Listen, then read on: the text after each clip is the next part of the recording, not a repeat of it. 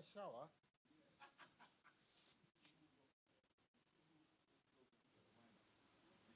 Yes, there's a request, my brothers and my sisters, that you draw nearer. Just come closer, please. I know there's a massive resistance against coming closer, and it's probably stemmed from the old school days when I never want to get used near to teacher. But please, Mr. Douglas, Mr. Tony, the lady beside you, want to try come near. The little song said, the more we are together, the happier we shall be.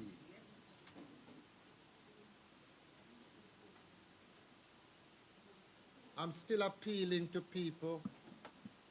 If you're coming through the door and you haven't registered, it doesn't take much to be obedient and just fill in, let us know who you are. And also, I'm still appealing to people if they would be kind enough to pay a registration, membership fee rather, of £10 to clear the cost of putting on this event. I'm going to ask Veronica if she would just come forward. Oh, she's here, right. Thank you. Thank you. I'm looking for the, I just say she gone already. Thank you, Sister Veronica. Good afternoon, everybody. I just want to say welcome to you all. My name is Veronica. I am a member of this church. And, yeah, I was asked if I would give an introduction. So, yeah, welcome to you all. It's the first time I've been to one of these meetings. So I hope it won't be the last. But just to say, practical things such as if you need the toilets, they are as you enter the building. If there was a fire or anything like that, basically the clothes was there, or you need to yeah. But yeah, so I am from Beacon Church. Some of you have seen it before. Just to say, we're a church. We're here. We meet here. If you don't have a home church to go to, we meet here on a 7 o'clock. You are more than welcome to join us and come and meet with us. Yeah? So, yeah, sit back and take in all that we about to happen this afternoon. Yeah? Now, I was going to pray, and then I saw that Jonathan Moore was on here to pray. Do you want me to pray, Ben? Yes, please. As he's not here. As he's not here. You know him? I do know him, and I shall be speaking to him. Yes, my surname is Johnson, Veronica Johnson. Okay, so let's pray. Yeah? Father, we thank you for this time this afternoon that we're able to gather together in this place. Father, we ask that as we gather, that you will be here with us. And Father, we ask that you would help us in all that we will do today. For every person who has something to say, in whatever way, whether it be in song or poetry or just putting something across, God, I ask that you will help them to be able to deliver clearly and positively. Father God, I pray that we ask for your blessing on us this afternoon, that God, you would guide us and you would lead us. Thank you, God, that, it's not just about coming and praying and singing, but there are all sorts of things that we can do to build your kingdom. So, Father God, I thank you for this way of doing that. I just pray, oh God, that you will guide and lead us as we continue in this meeting. For those who might be coming to join us, Lord, I pray you'll bring them safely. We know, oh God, there'll be perhaps problems on the road, traffic problems due to the football game. But God, bring them speedily and bring them safely, we pray. In Jesus' name. Amen. Amen. Could we all remain in a solemn mood and following the prayer? And we're going to ask Mr. Manu Woolry to step forward.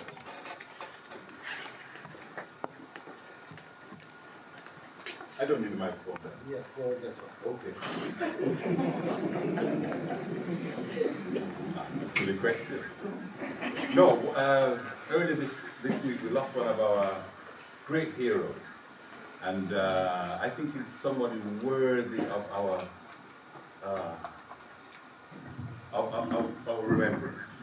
So in time and fashion, it's just simple that we take a minute to remember the great Harry Belafonte. Son of the soil, a man from St. Anne's, very close to where Bob Marley come from, Marcus Garvey come from. So he comes from, good stock and great tradition. But more than anything, he was like one of us here, Jamaican. So we take a minute to remember. Can we stand under?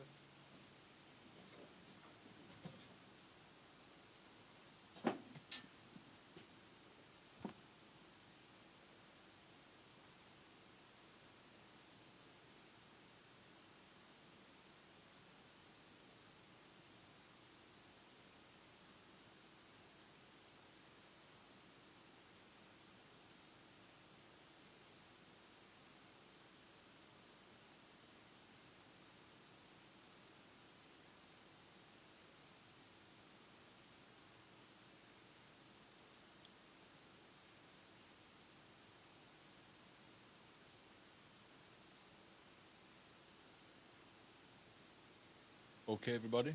Thanks very much. Thank you.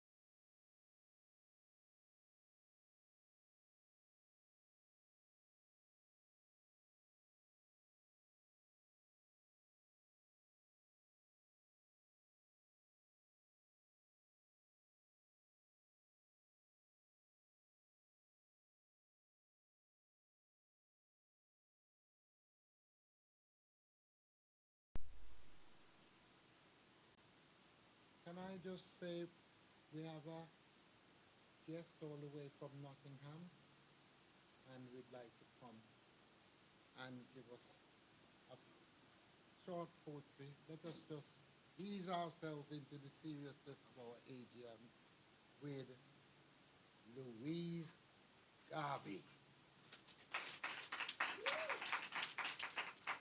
You've got the vibe, Garvey. Yeah, I always say I'm not a blood Garvey. My husband was because he died 6 months ago, but I'm a bought-in Garvey and a good bought-in Garvey. I'm proud of that name. Right. I'm going to brag here. I'm 82 years old, and I'm very, very proud to know that I'm still on my feet and I can come to something like this. And I have to say thank you very much to Ben, because we spoke and I asked, can I come and can I do a poem?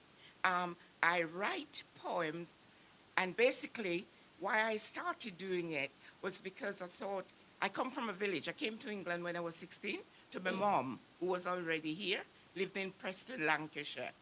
And I thought, my children don't know anything about where I come from and how I was brought up, about my grandma and the community life, about the birds and the bees and the sun and the sunshine and the sea and all this. So I've done some poems, short poems, and some short stories. And what I call it is Voices from a Village. And I'm doing one. It's called The Roaring Whisper. Way high in the mountain, a gentle rain is falling. There is the rustling of leaves, and a magical murmur of running stream fill the air. A fleeting breeze seems to whisper the words, roots, roots. While underground, Mother Nature picks up the whisper, roots, heritage, roots, ancestors, roots nurturing. The streams heard the whisper. Children of the diaspora spread and grow firm roots. As the streams merge on their way to the sea, the whisper, roots became louder and louder. Out of many, one people, a people journeying all over the world, crossing many lands. The whisper is roots. Plant good deeds. Delight in the beauty of the world. Look up to the sky. Reach for the stars. Roaring whisper, a whisper no more, as the oceans rushes to the shore. Giant waves dash against rocks, declaring, roots. Children of the African diaspora, listen to the wind of change. March up the beaches. Freedom is yours. Thank you very much, Louise. Wanna like that? Yes. Okay. What's it called?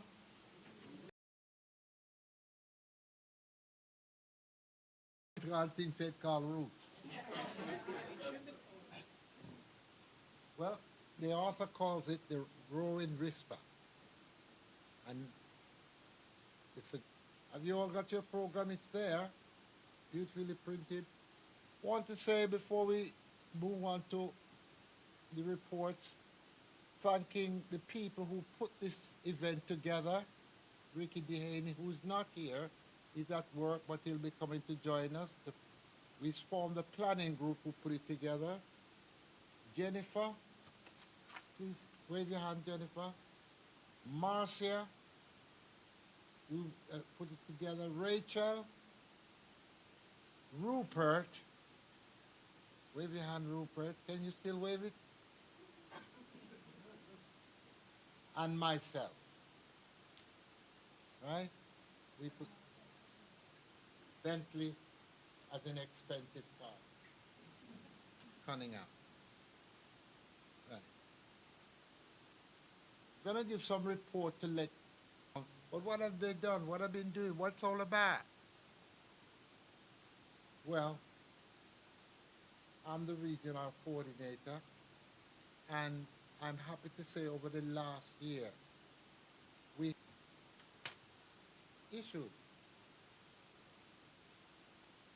issues that adversely affect us as Jamaicans, that adversely affect people from that island. We share some of the problem with our fellow sister meeting. And when I say that, the fact that we come out to meeting, in this day and age, it is a monumental thing to get people, because there's fatigue. Event was in October last year, where we had 4 parliamentarians, members of parliament from the Jamaica Parliament, come to the country, to this country, meeting in London, but the biggest one was in Birmingham.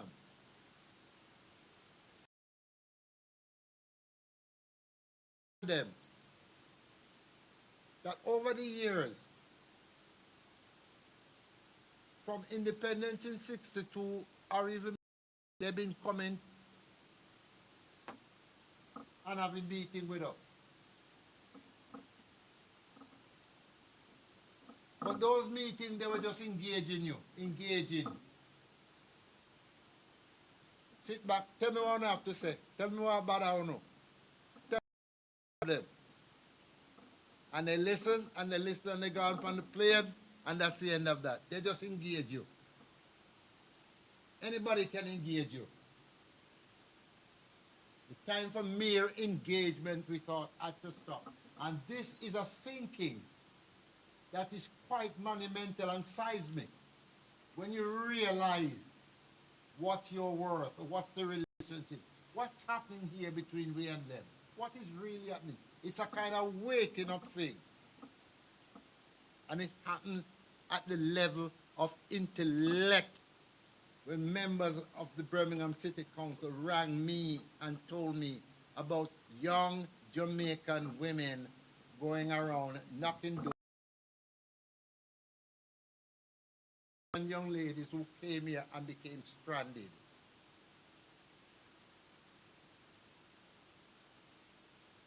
Hilary Brown in Wales will tell you about the legal entrapment, strangulatory situation that she's had to untie and unrope them from. A young man knocked my door, called me uncle. I water running down his face. Uncle, I don't know what to do. So what is the problem? In cold, the place that is it cold, cold, cold. And then buy and put in, what do you call it? Where you put in a meter? The key or the card. And then buy it and put it in and it done. In no time it done. I said to him, where do you live? He tells me, I tried to come in the car, went there. When I went to his place, he had a electronic heater with 3 bars. I shook my head, I said, man, 5 phone don't last 5 minutes in this. And those were the trauma. These are young men and young women who come from an island where they never pay rent. They don't know electric gas heater. And they're here. So we have things to sort out. So what we did with these MPs and and an ambassador is that we discussed with them certain things that they could sort out for us that concerns us. And so I was involved. My report include involvement with a number of Jamaican organizations, key persons that are here today in putting this together. So we were being representational with that event, representing. I finish by saying this. When you are representative, when you're representing, or you're a representative person, or you're a representative group,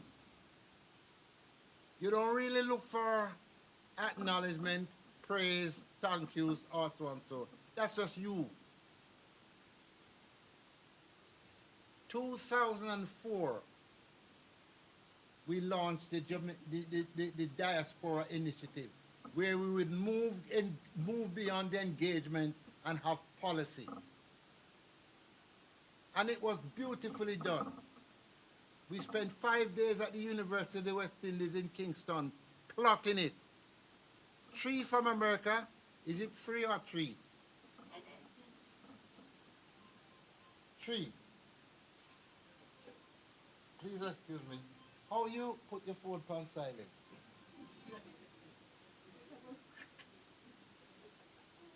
I just know how to switch on and switch off. I can't. Yes. It's on silent now? Yes. Thank you very much. By the way, this is Angel, who is doing the minutes for us, recordings.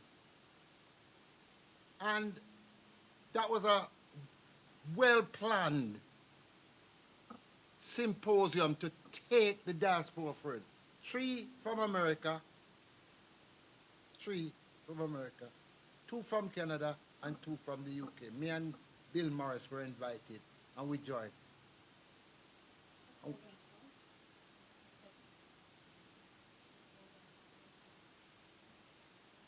So you get 7.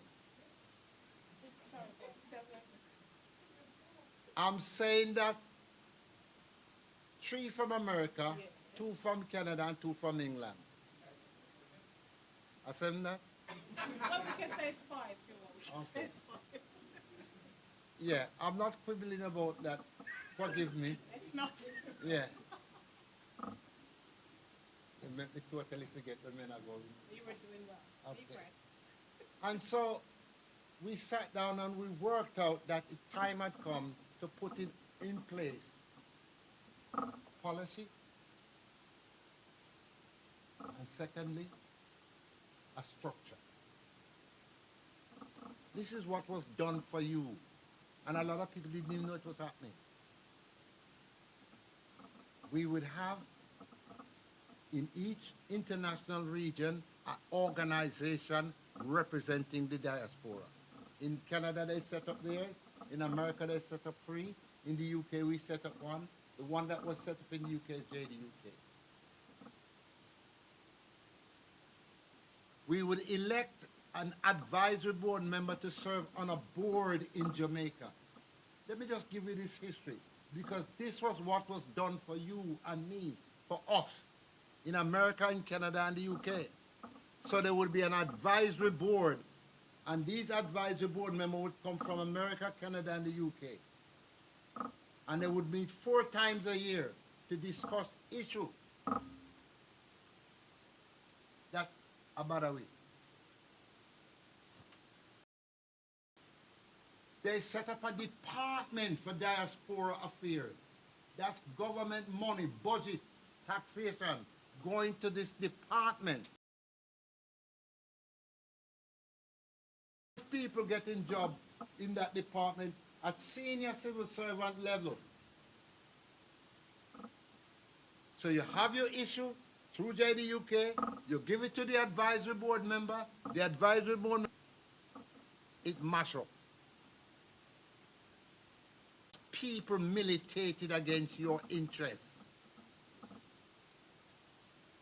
We reached the point now where we have decided a number of things that we are going to follow through.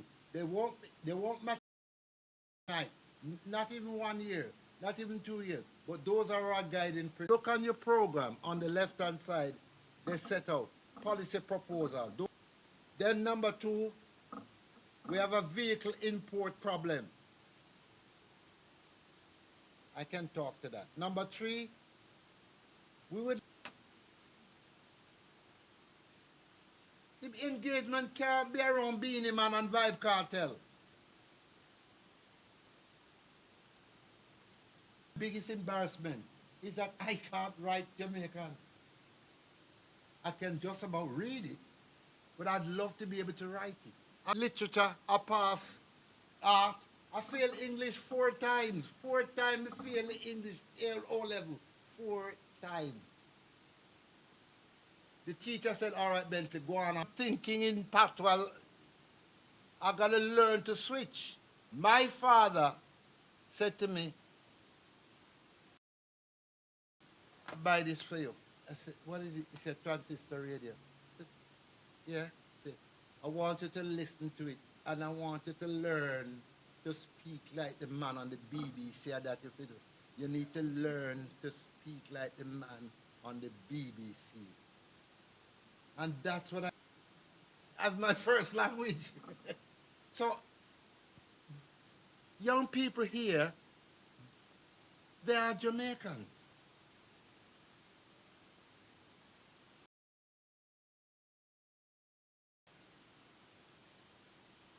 You are Jamaican heritage. So I mean, the Prime Minister of Jamaica, the whole of we are Jamaican heritage.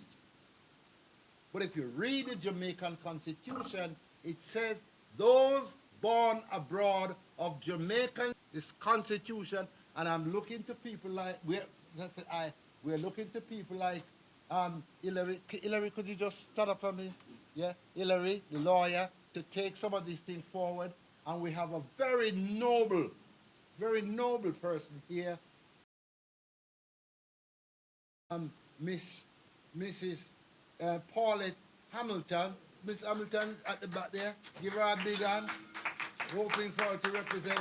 And we have Miss Dawn Braithwaite. And so I call upon those people who are sharing this report with me. And I'm going to call upon, put on my glasses,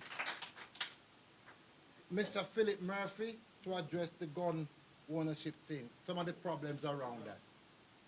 Get up, man, and come up here, so that's what you said.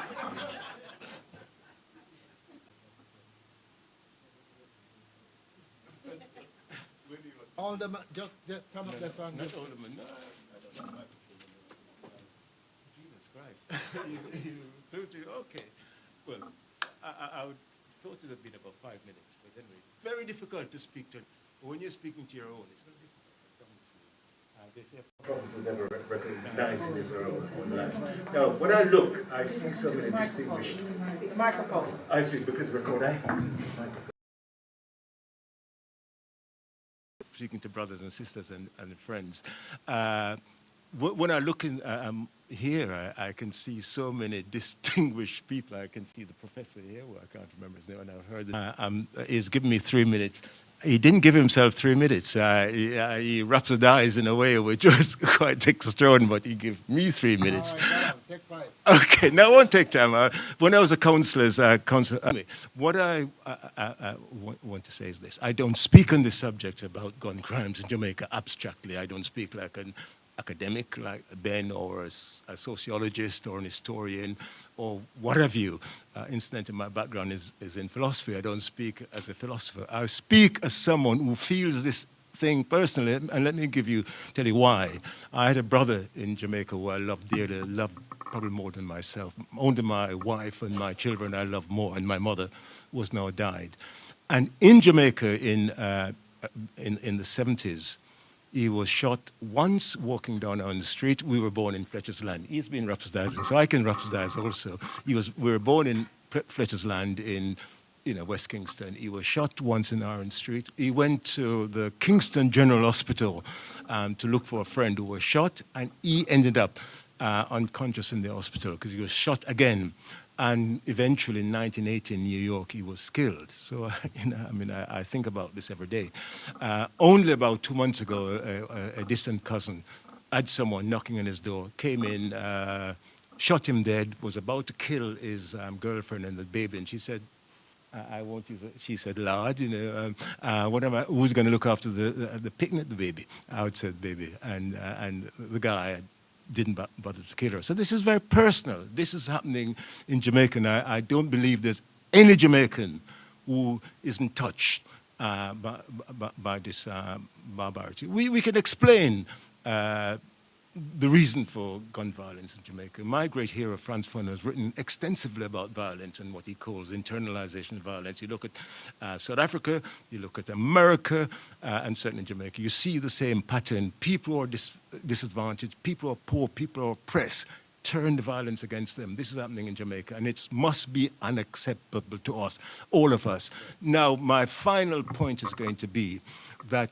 we here in the diaspora, we have got a lot of muscles when it comes to Jamaica. I know I personally send an enormous amount of money to Jamaica every month, and I'm sure this is true of every Jamaican here. We spend a lot of money. Ben, you're the historian. 20% of Jamaica's economy comes from the diaspora. So that gives us power, gives us muscle. So I'm saying we should use that muscle. If you love your people, even if you just love your family, you've got to find this totally unacceptable. We must speak against it, and we must demand that those opportunistic, and I include the PNP people, Ben, those opportunistic politicians in Jamaica, they're not the ones who gets killed. It's the ordinary black people like my brother. I'm not ordinary, if I can say so. They should have killed me because I'm dangerous. But my brother was ordinary and not dangerous, and he's the one who's killed. And that's the kind of people who are killed in Jamaica. So if we love disadvantaged people, we love ordinary people, we must make our voices known. We must make it known to all the politicians in Jamaica that we're probably going to stop sending the bloody money we send. Well, probably can't do that because we're punishing our own people. But we're going to take action and let them know we're going to speak out. We're here in England, we're safe. I don't think they're going to send any gunmen to us. We can do it, we can change it, and we must be courageous. We must say it must happen. Okay, thank you very much. I went on too long, but there you are.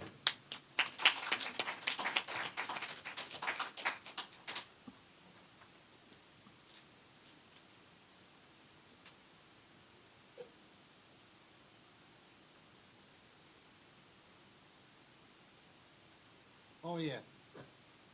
There's a car with registration plate P3RUP.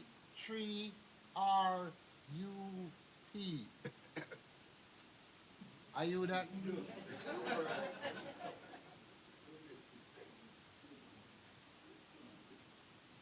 But I mean, him jump up. Him know what I'm doing, you know. Him know what I'm doing, you know. Him know say him park and block the way, you know. Just to get a little attention. You can call him. Thank you very much, Alderman Murphy. God bless you. And next thing, can I have the policy proposal with the vehicle import? I'll tell you just 2 seconds about that. We would like to ask the assistance of an approval of this AGM that we pursue this matter. This is the final place of ratification, and it will go on to the National Management Board to accept it as a national endorsement. So JDUK has 6 regions, 6 regions, and we'd like it to go to the National Board for endorsement. People taking home a vehicle in Jamaica, they are charging you the price that you pay for the vehicle to clear the vehicle. I know it was challenged, but then we had Bishop, anybody remember his name? From Wolverhampton, he now living in Jamaica. He came to one of our meetings, but he had a car, he paid $28,000 for the car, and when he went to Jamaica, they were charging him $28,000 to clear the car. You remember that? We need to represent and ask that that policy change. We have, as I said, young people that we would like to engage in Jamaica. And Dr. Sharon Jive, but before I call her, can I ask if there's anyone here who would ready to put up their hand to say, yes, I would like to work on that group that is dealing with the gun violence in Jamaica? Thank you, Shannon. Can you write down? Shannon. What's your last name, Shannon? Ricketts. Yeah. Huh? Shannon Ricketts. What's your name, my brother?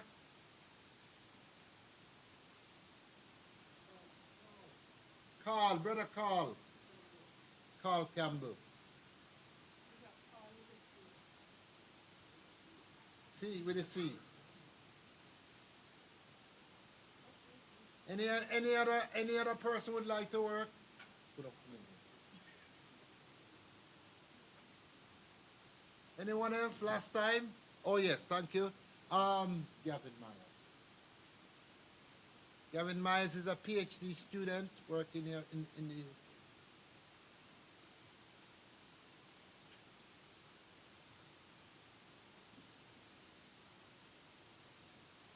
Dr. Whitefield.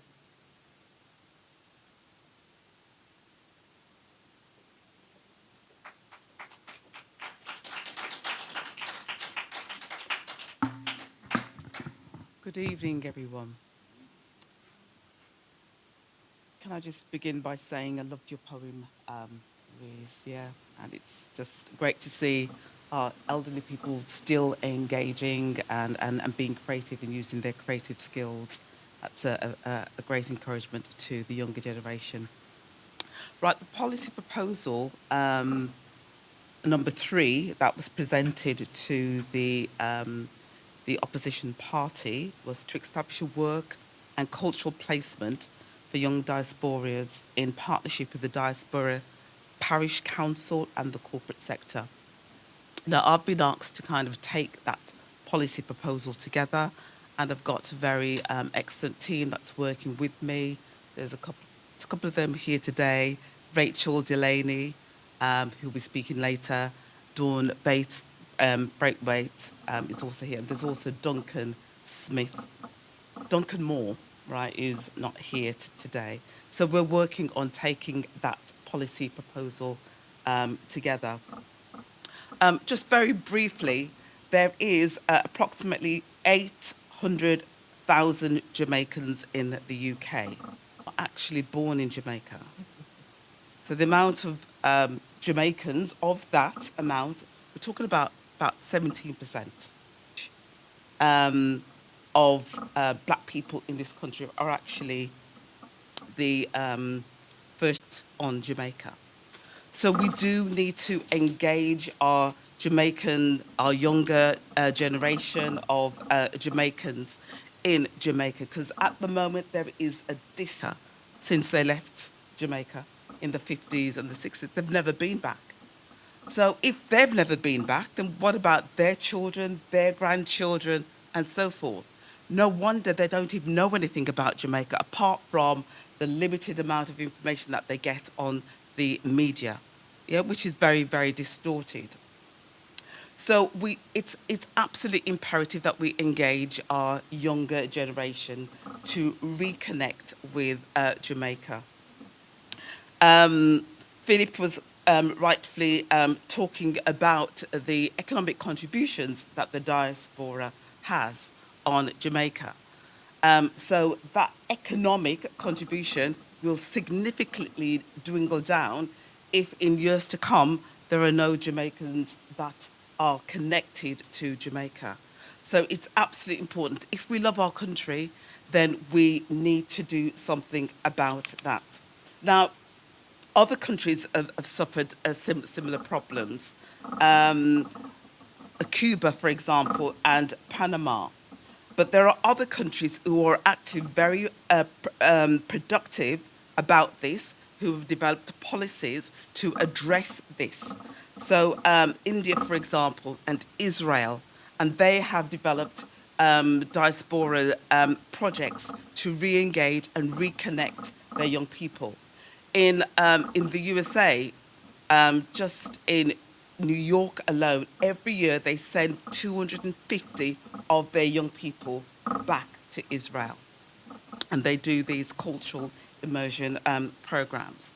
So we've got to take action to do something about it. And so I'm excited about this project, and so are my team members. We've had several meetings, and we're very, very optimistic about what can come out of this. And we're very ambitious for this project. So our job is to take this forward, to implement it, and I'm not a talk shop person. If I get involved in something, something's going to happen. And I know the people that are working with me as well, we are determined to make this happen. So we are excited about this. So watch this space. Next year, hopefully, you'll be hearing something very exciting that's come out of this. Thank you, Dad. Thank you. Moving swiftly on, can I just ask, is there anyone here that would like to work with Dr. Byfield and the other three group members? Any other? Thank you. Calvert? Okay. Calvert. Last name Calvert? Bartlett. Barclay. Calvert Barclay.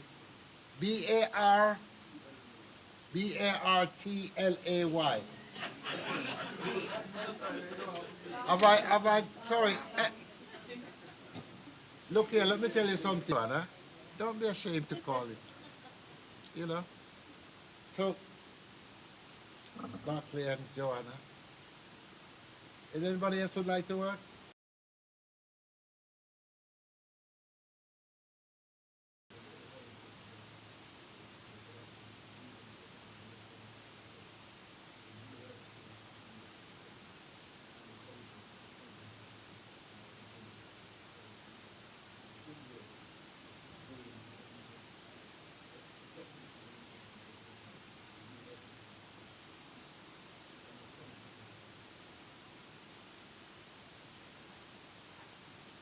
Hello, Christine.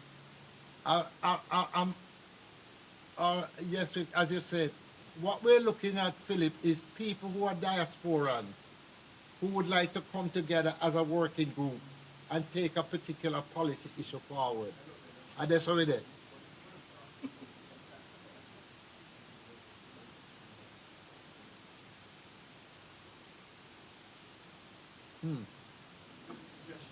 All right.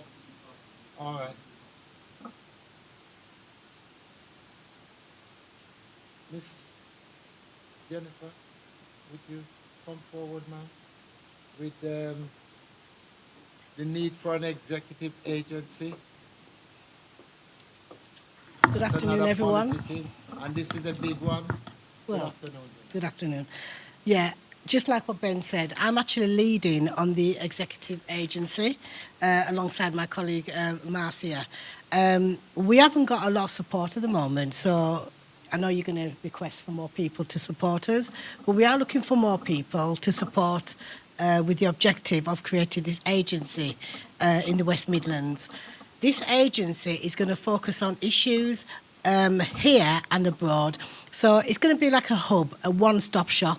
If anyone's got any issues, it could be immigration, it could be issues with buying a land in Jamaica, it could be supporting a bereaved family. We would like this agency to be that place to go, a go-to agency. We'll be working with external partners as well, external agencies, in terms of the legalities of this agency. So, yes, we are looking to set up this agency, this executive agency, on behalf of JDUK. And obviously, it's a big task and we cannot do this alone. So we are looking for people to volunteer, to support us.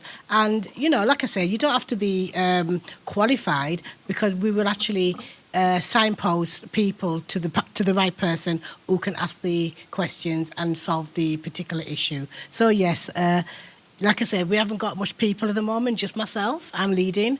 I'm being supported by Marcia. But if anybody would like to get involved, please let me know. And obviously, Ben, you can request that as well.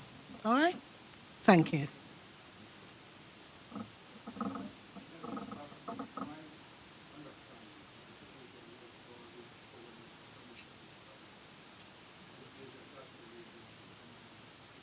Yeah. Yes, you're absolutely right, but we need Yeah. the push from here. That's right. So we will have the agency over here, and we will be working with the agency in Jamaica. So if anybody's got any issues from this side of the ocean, then we will support them. But again, we're working in partnership with the agency in Jamaica as well. But the first thing we need to do is to establish the agency and set it up. And you know, there's a lot of issues going on today in Jamaica and over here, and we need to get this set up ASAP. So again, we are looking for more people to get involved so we can start this agency as soon as possible. Okay? Thank you. This is going to be the biggest, the most horrendously difficult one to get done, because an executive agency is a creature of law. Am I right? It has to be passed by Parliament. So we're going to need Dawn, people who you may know in the legal fraternity. We're going to have to assemble some legal pool of people down there who will help us draft how this agency will, its legal and financial framework. The others may not really need budgetary allocation, but this agency, what we're asking for is the government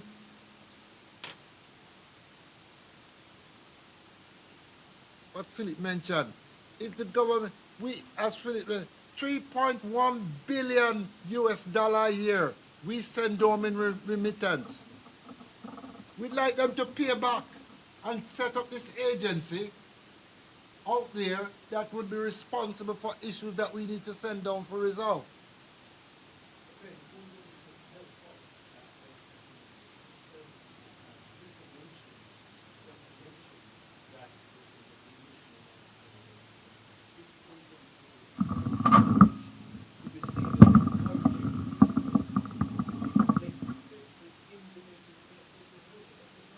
Absolutely, absolutely. But it's going to be, we are gonna do the advocacy, as Jennifer said, from here. But we're gonna need people on the ground in Jamaica to work with. And I can envisage where these two ladies may have to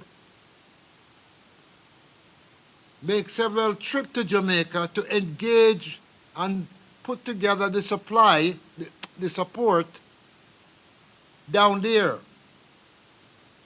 Coming to you, Gavin, my brother. Let's get serious, brothers and sisters, if we're going to leave something behind.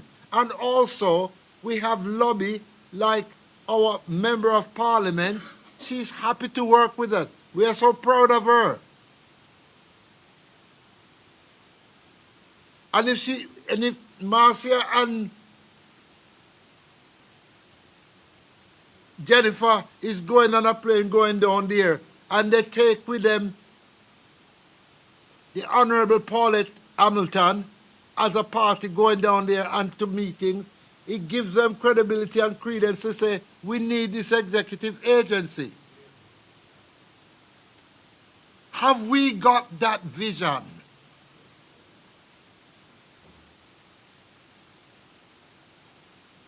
Can we stress the intellectual capacity?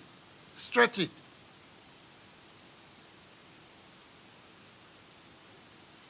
I did take my blood pressure tablet, didn't I? That's good. I just trying to remember.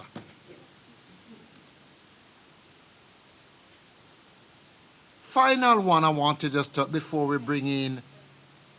Sorry. Of course you can, Dawn. Anybody who want to say anything? Oh, sorry, Gavin, I forgot you. Gavin, then Dawn. Gavin is giving way to Dawn.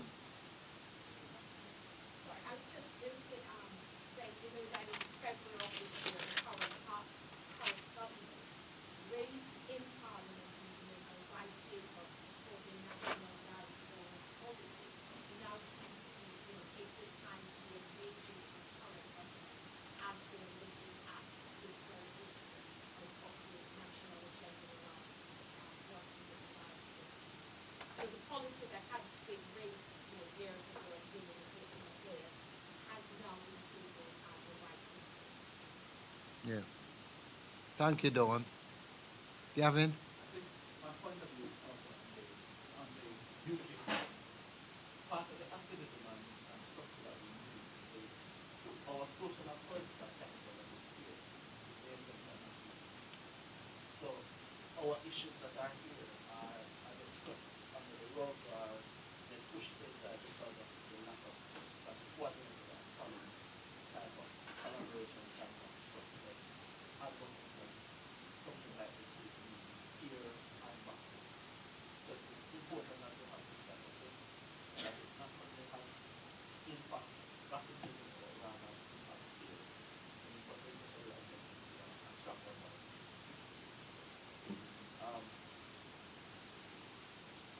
Yeah, different pressure groups in the environment are in different homes, different pressure groups. And even though we might be just under 1% of the population, we are a very solid 1% in terms of that. And when we push that 1%, there's certain particles that there's certain places that this 1% can speak to. But if we're not organized here amongst ourselves, then this number is that would be. Thank you, Gavin. Right.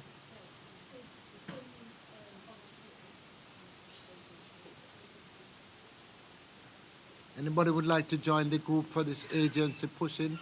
Barclay,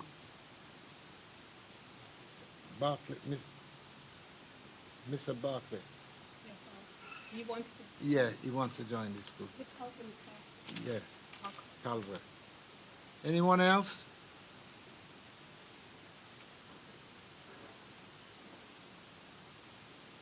This is really going to need people who can really. Oh, Gavin will. Gavin, yeah.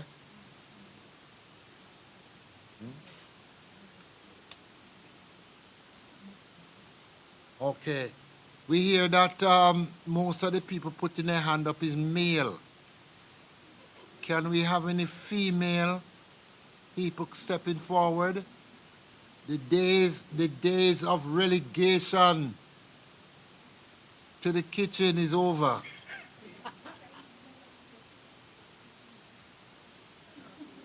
All right, thank you. When you say I may not have noticed, I have noticed. Yeah. Hillary, can you just address the problem we have with it is supposed to come under the vehicle thing, but it also affects a number of other, the philanthropic thing, people sending things to Jamaica and having problem with it being cleared. And this wonderful lady has been in the forefront of trying to get, and she's here now all the way from Wales. Yes, Boyle, to get us, yeah. No. Hillary? Yes, please. And that's where everybody figure.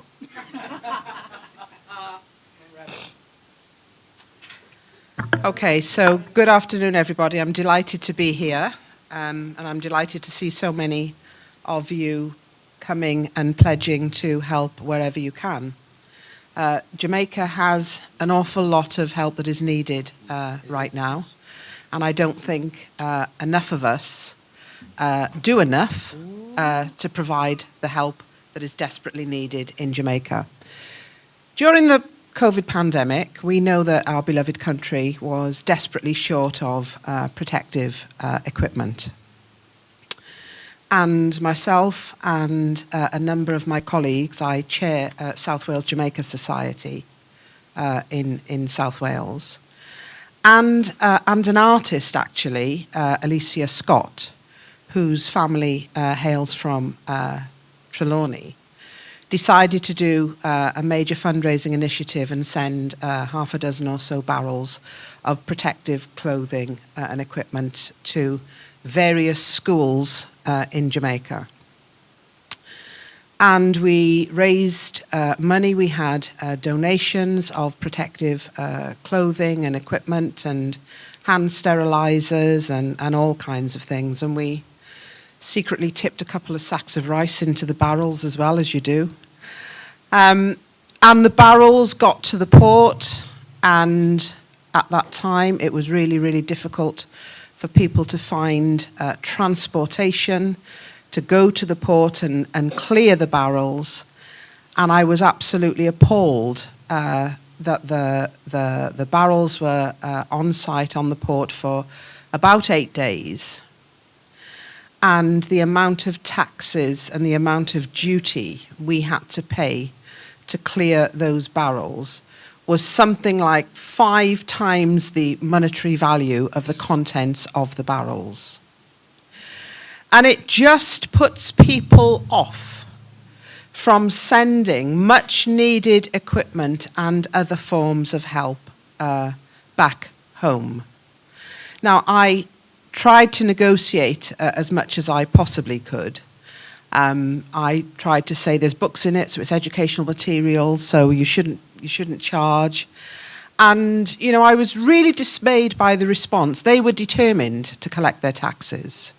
They were absolutely unforgiving when it came to recognizing that what we had done was going to help the country.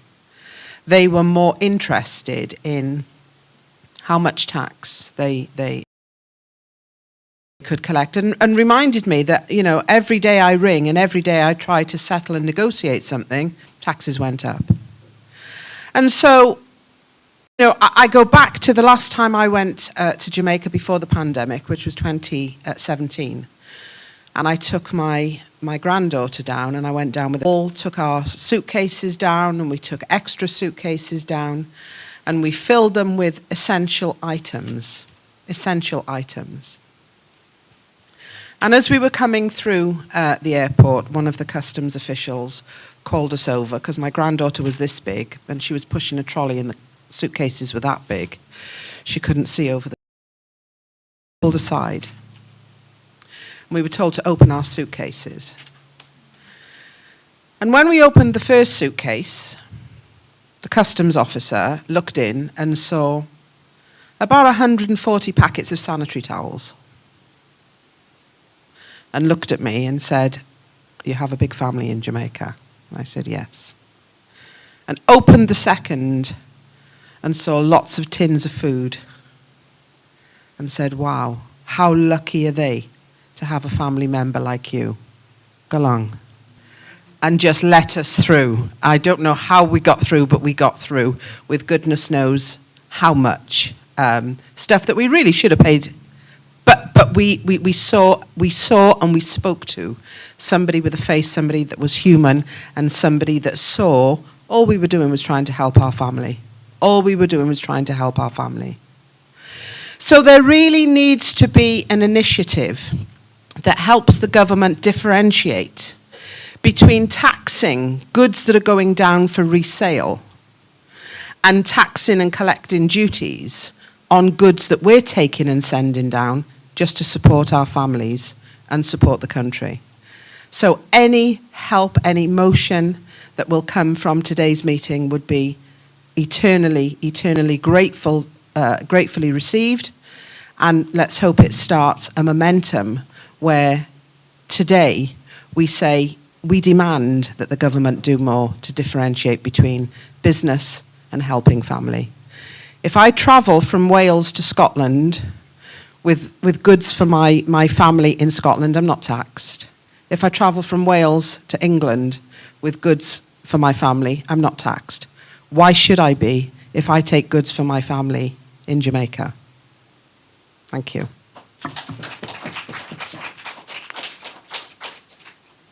Well, that is speaking to the proposal document number 2. We're looking at the importation and things like that. May I ask if there's anyone here that is prepared to take on? Jennifer, I don't think we have anybody leading on this, is there? We used to have a lady called, the shipping lady there. Jennifer, what's her name? Beverly. But we haven't got anybody. She's not really. So I wondered if there are anyone here that would say, yes, this is something that I think I'd like to work on as a policy matter, and put their hand up and said, yes, I'd be part of it. Thank you, Hillary. Hopefully, anybody else would like to join with Hillary to work on this? I don't really like to appoint people, but if I don't see any hand, I will be appointing.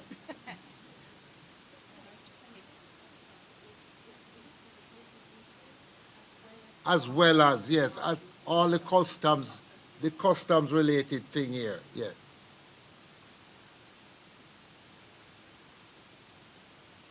Can't just have Hillary standing alone.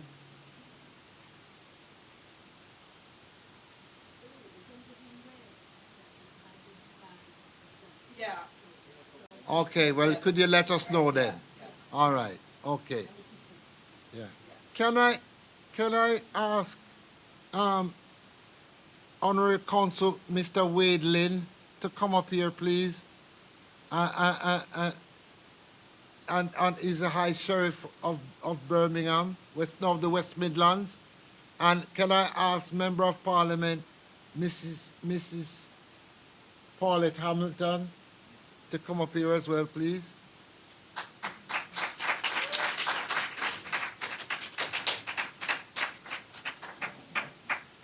And we need another chair. Bring a chair from the back there for me, up here, please, Mr. Deaney.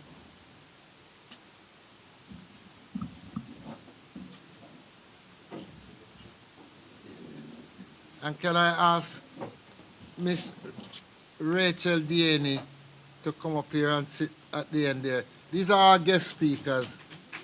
Give her a bigger hand, man. Now, if you all noticed my top, it's very elegant. But if you look onto my left, you'll see bigger elegance.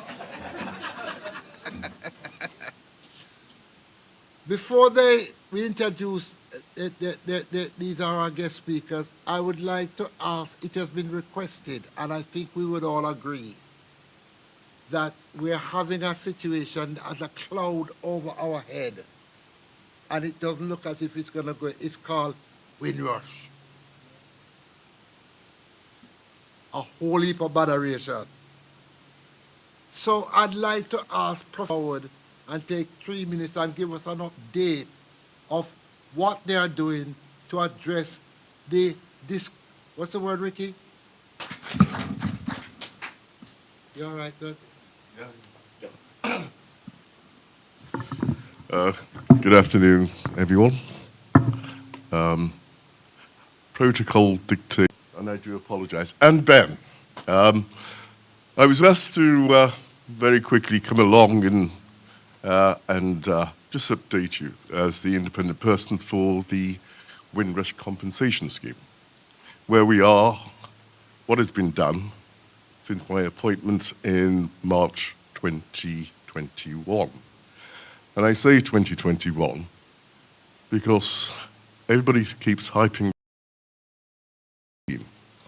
and I don't pull any political punches in terms of no system, no process can be set up overnight. We know that. Whether you look at the compensation scheme from Ilbra, whether you look at the compensation scheme around the Manchester bombing, things take time. When we make political prejudice, regardless whatever it is, then people actually suffer. So what's the situation? Back in 2020, the total amount of compensation paid out was £9,784,000. As we sit today, looking at the figures as far as the amount paid out and the amount offered, we're now looking at a figure of £68 million, 53 million paid out to a total of 1,417 individuals. So what has that got to do with planning assumptions? Evidence must be provided in order for compensation to be given. The first part of any evidence is to determine whether you've got legal status. And there's a bit of a concern. The concern for me as the independent person that people are making applications without first establishing have they got legal status. And that could be, as far as I'm concerned, either a British citizenship. Time up, is it? No. Right. And this is where it's all been grey. Because whilst there has been, we've used the title Windrush, Windrushians cover a whole host of individuals that came across during a certain period, which not only are Jamaicans, but they are also people from the other Caribbean islands, but most predominantly from the Commonwealth. And believe it or believe it not, you had Jamaicans serving in certain parts of Europe that actually came into the UK, not from Jamaica, but might have come from Algeria after working there for a period of time and then winding up in the UK. You will have actually had people from Malta that went to Jamaica who have come back and have caught up. So it's very complex, and without the need, or without sensitive and accurate information, there's still this emotive subject kicking around. But take it from me, people are working diligently to ensure the rights are wrong. But that can only be done if there's an effective process, accurate and clear information flow, and not, and I'm going to be like Ben, not the nonsense that you are owed something. You are owed if you have been wronged. It is about restitution, not reparation. So when I get or see an application that goes in with not looking at the status of the individual first, then actually what you're doing is holding up somebody else's application who's got a genuine and entitled and eligible requirement. And my final comment is please, please do differentiate between eligibility, which I guarantee you we are all possibly eligible, versus entitlement. Entitlement is what compensation is paid on. It is evidence-based, and it's based around specifically financial loss or the probability surrounding in an individual circumstances around financial loss. And I will close with this. There is no end date. So if anybody turns around to you and says, at the end of this month, the compensation scheme is to close, you can take it from me personally, as the independent person, that that is garbage. There is no end date. And there won't be an end date. What I also will say, there is a conversation that there will be no windrush compensation or windrush scheme by the end of this year. The title may change, but the nuances, the recommendations laid down from Wendy Williams, the recommendations of myself, which we have seen as in close family friends, or sorry, close family members, also being able to claim as secondary and primary, is a fundamental and ingrained part of the scheme. So, you've had more than 3 minutes of my time. Let's not politicize it. Let's broaden it. It's not just for Jamaicans. It's a Commonwealth scheme. Let's ensure that the voice of those who have been disenfranchised are actually heard correctly and not incorrectly, so that civil servants and government individuals do the job correctly. Thank you. Thank you. Philip?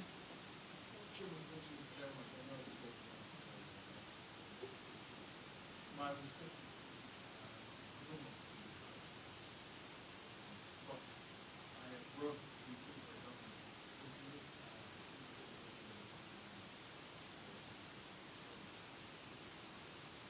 I don't trust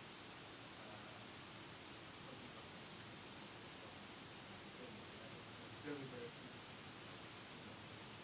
few. We have no means. Now, I don't think the government wishes us to go. This is what is only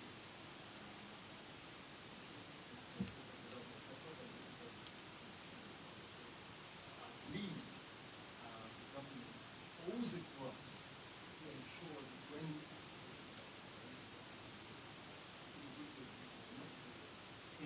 some of us can be and I say this because this country has enriched itself. So we don't need to apologize to this government in any way to say that we were wrong. You go to any state in this country, and I implore you that money came. So we have no reason to apologize to the government. We don't need to say to them that we come together. They have an obligation to make sure we get the money. And I think we are here to support you. We know, I know what government is like over there. Essential pressure that we face this to make sure the civil population runs very safe. But we need more than that.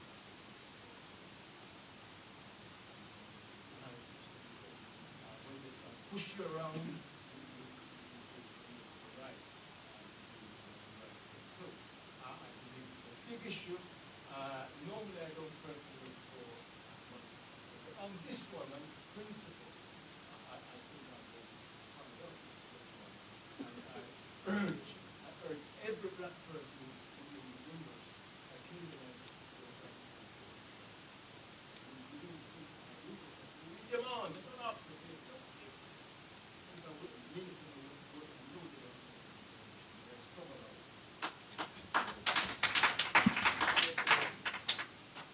I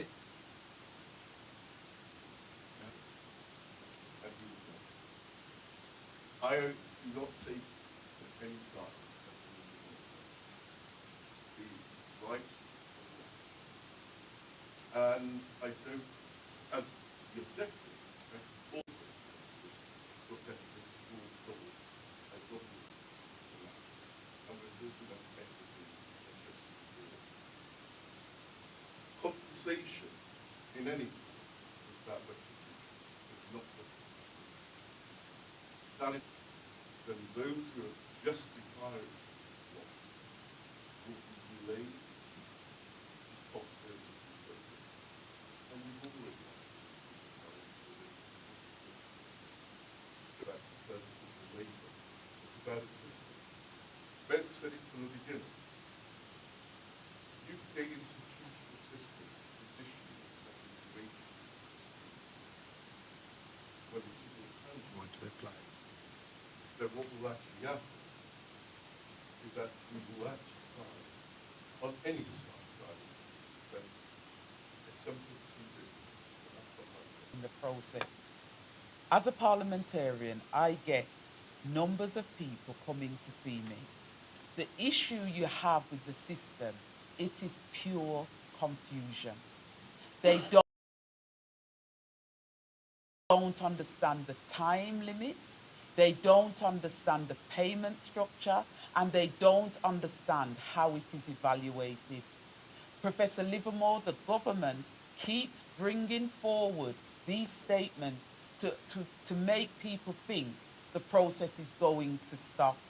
It isn't the people, it isn't the residents themselves, it's statements that is coming from people like Suella Braverman, who has proved to be really, really anti anything of colour. So I hear what you're saying and I know you're trying to do a phenomenal job. But at the moment, the people that are trying to assess this are going against the tide. Many of the old ones are dying. The evidence is not there, and the government looks as if they want to sweep it under the carpet so that people think the process is closed and they can no longer be part of it. I absolutely urge you, the reason why parliamentarians like myself have spoken so eloquently about Windrush, it's because it's been an injustice that has been done to us over many, many years. And the fact is, the government are patting themselves on the back because they've done something over a couple of years which really hasn't rectified what people have gone through over a period of time. I think the compensation scheme is a mess.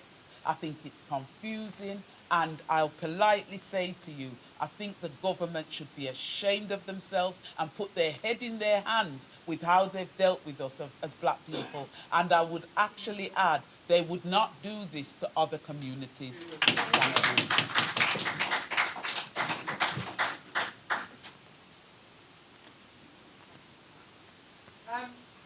I just wanted to give you a little bit of background to the whole Windrush hostile environment. I don't know whether I can do it. Because I'm an immigration lawyer, and that's something that I do day in, day out. And I can tell you that, you know, when the hostile environment, as it's now known, started, you had people like, and I'll give you two cases. You had people like Joe Robinson, who is probably one of the highest profile Windrush cases in the UK. That was my case. And in 2011, way before the hostile environment, Joe Robinson and his family went back to Jamaica. He came here when he was 6 years of age to join his parents, who were first generation Windrush. And he'd never been back to his family. His 50th birthday with a surprise return. I think 14 members of the family went out to Jamaica. They were out there for a month celebrating Joe's 50th birthday. And 13 members came back. Because Joe was told, because his family had got him a replacement Jamaican passport, he came in when he was 6 on a piece of paper. He didn't have a passport. In those days, it was not necessary, if you were coming to the United Kingdom to join parents, to have a passport of your own. Many children, as we know, were on their parents' passports. Yeah? So, lots of people who are of age now didn't have passports of their own. So Joe came in on a piece of paper. That piece of paper is long gone. His family got him a replacement passport secretly. He didn't know what he was signing for. He thought he was signing for a replacement driving licence. And they did this wonderful surprise return to Jamaica. 14 went down, 13 came back. Joe ended up being stranded in Jamaica for nearly 2 years. Joe's family went to goodness knows how many lawyers in the UK who charged them thousands and thousands of pounds, submitting applications that were totally unnecessary. There was no need for those applications. Joe had indefinite leave to enter the UK. His family used to send his medication down. He had a property here. He lost his property. He lost the contents of his property when he was stranded down there for nearly 2 years. His family had to put him in room, hotel room, room here, room there, room somewhere else for 2 years. An immense financial burden on that family. Sorry, Ben, I just want to give you this example. And it was when he had been down there for nearly 2 years and the family were, nearly financially broken, devastated, they were referred to me. And I made contact with the High Commission and I said, bring this man back or I will bring the eyes of the world down upon him. Yeah? I'm not making any applications. I am telling you to bring him back. He has indefinite leave to enter. And because I am the person that I am, they brought him back. They brought him back. So that was one example of how this hostile environment affected not only Joe, who was stranded in Jamaica for nearly 2 years, but all his family who had to work and try to support him whilst he was in Jamaica. One more example. When this hostile environment kicked in, and it started to kick in really, really badly from 2009, that's when the hostile environment really started to double down in the UK. Somebody in Cardiff, a Jamaican in Cardiff, who had been here since he was 4 years of age, married, had children, owned a house, had a garage, semi-retired, lost his driver's licence. Yeah, we're not bit of a problem with the time. Yeah. I think Ben, what's it you say? He's just finished. We take the point and messed it up. It is important. Yeah. Defer to the audience. To the audience, I say no. Defer, but I think she's going to... Don't lick me down when the time run out. So I'll be as quick as I can. So when the hostile environment kicked in, he lost his driver's license. He made an application for a replacement driver's license and he was told you have to have your passport. He didn't have a passport, he'd never travelled. So the DVLA reported him to the immigration authorities who came to his home. He was 56 years of age. Came to his home, detained him, took him to a police station, fingerprinted and photographed him, issued him with what we call an IS-96, a bail form, and he was on bail, not able to work, lost his job, had his bank account frozen, and was not able to continue to pay his rent, so was evicted. He again went to a lawyer who made an application that was not necessary. He went, the application was refused because they said you haven't got enough evidence to show that you've got indefinite leave to enter. Well, hang on, I've got 6 children in the United Kingdom. I've been here since I was little. And to cut a very long story short, again, it was when he came to me. He was supposed to be going to appeal to the appeal court in 2 days' time. I picked up the phone to the Home Office and I said, are you really going to have this war with me? Are we really going there with this? And they cancelled it. They withdrew and they granted him his documents immediately. So there are 2 examples of before 2018 before 2018, before Theresa May came up with this ridiculous Windrush generation phase. Oh, we've just realised. The Conservatives said, oh, we've just realised we've treated people very badly and we've accidentally shredded documents. Nothing to do with shredding documents. They were doubling down on their efforts to try to break down the black family. That's what they were doing. They were trying to ensure that people had no way of proving they had leave to remain in the United Kingdom. And this went on way before 2018. So when it and just my last point, very quickly, is it could have been much easier.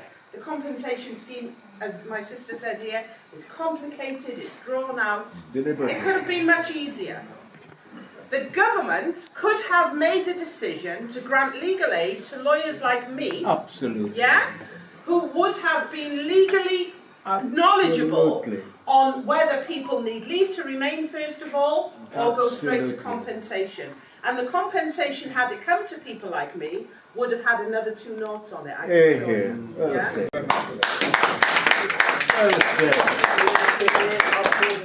I'm so sorry to be rushing you, but it's brilliantly put. Everybody appreciate it. Give Ronald a big hand. Could we have an answer from the professor? This is important. No, we can't. Manage the time. That's it. No, it doesn't matter. You should know. Is the Reverend Maxine Douglas here? Reverend Maxine Douglas? Not here? All right. Promise me faithfully she'll be coming. It's like a politician. Ladies and gentlemen, I'm going to ask you to welcome the first guest speaker, our honorary counsel for the Jamaican government in Birmingham, Mr. Wade Lynn. Give him a big hand, please. And he's also the High Sheriff, recently given that post. And I think we are proud of these people who come from among us. Is that all right?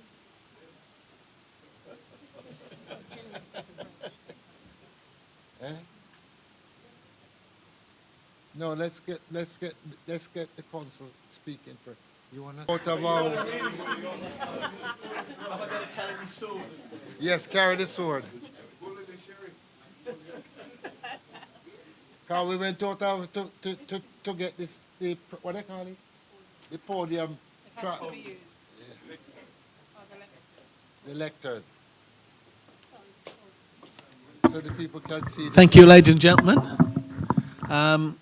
As you can see, Ben has asked me to dress up for you. You look well. Yeah, we call men in tights. Just a little thank you. Can I just thank Ben for inviting me here today? But obviously, I've got Professor Martin Livermore as a DL like myself, and I've got the MP. Just a few little words, really, on 2 topics.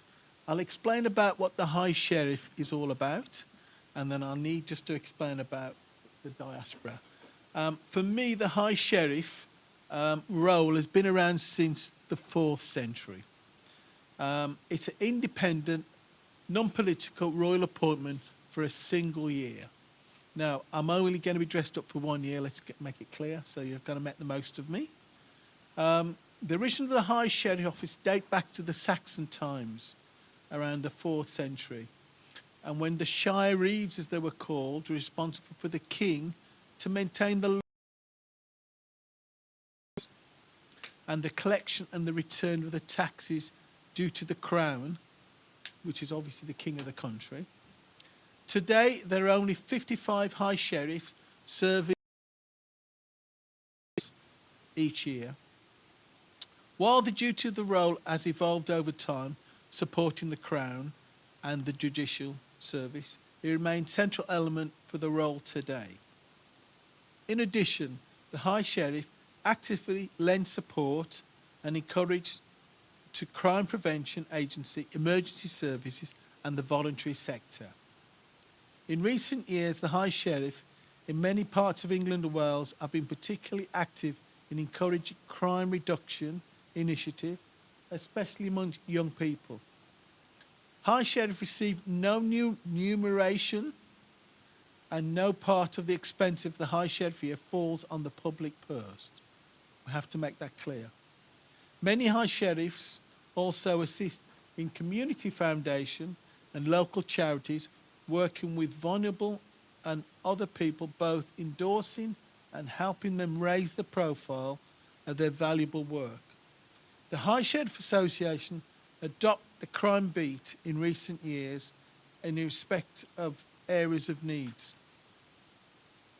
National Crime Beat now focus on providing a prestigious annual award ceremony to give recognition to the most innovative and successful crime prevention projects carried out by young people aged between 5 and 25 years. We won the National Crime Beat Award in Birmingham in the West Midlands 2 years ago. So my area as the High Sheriff is of the West Midlands, all right, which encompass Walsall, Wolverhampton, Birmingham, Sandwell and Dudley, Solihull and Coventry. It is one of the 7 metropolitan districts of the United Kingdom, which has Bristol, London, Manchester, Liverpool, Yorkshire, Newcastle. There's East and West Yorkshire. So my role is mainly to support the judiciary.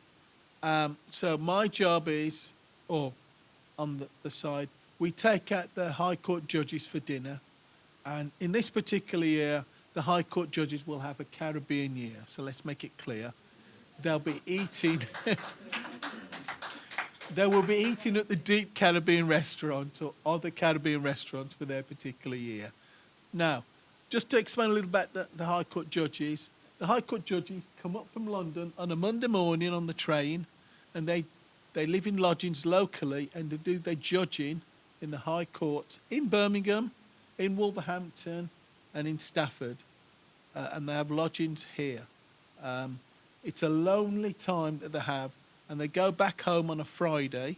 You have local judges that are what you call High Court judges, but live in the local area, which is the conurbation of Birmingham or the surrounding areas.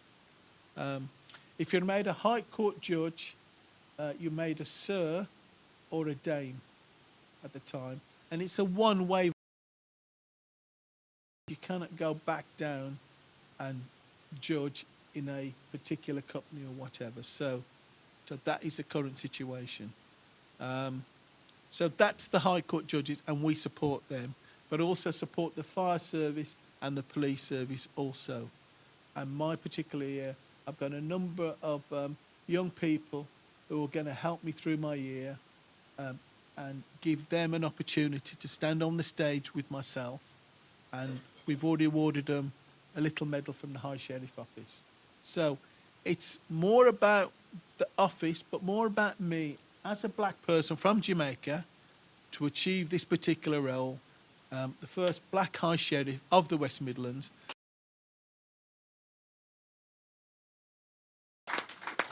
There is a black High Sheriff woman from Bristol, and we have a black High Sheriff woman in Nottinghamshire in this particular year. So there's 3 of us at the moment. There was a black High Sheriff from Buckinghamshire 2 years ago, and way back in the 17th century, we had a black High Sheriff in one of the small islands. Okay, so there have been about. So I'm deeply honoured to be given the role. I should have took it up in 2020, but I had to sleep on the 4th in a bit of a coma, and I was supposed to be sworn in on the 7th. So I'm fortunate to be here. So this year's obviously I celebrate 75 years of Windrush, so it must be a good time for a person of colour from Jamaica to be on the Windrush platform. Okay, so that's the first part, explaining about the High Sheriff Office. This particular uniform has been around since Victorian times. It's very similar to the black rod uniform that you could see that Black Rod opens Parliament with. But also last year, the death of our Queen, you saw a lot of gentlemen and ladies, you've got the ladies with the feathers in the hat, they stood up to announce the death of the Queen. Now, bearing in mind we have TV, the internet, but before we had that, you had to have outriders that went out to the shire counties with the paperwork to tell them of what acted in central London. So for the first time ever, you saw a lot of men standing in front of the public announcing that. One of the things that's left over from the Magna Carta is we are the returning officers in election, the high sheriffs. So whenever there is an election, we have to stand up. My particular role, because I've got 7 areas to do, I've had to give that up to the local mayor and possibly the local office of the DL, Lord Lieutenant's office. So I won't be standing up on May the 4th to announce the elected person coming through in my area. But in other areas, they will be. So if you do see somebody dressed similar like me or with a lady with nice feathered hats, they're the high sheriff. Give an example is yesterday I was in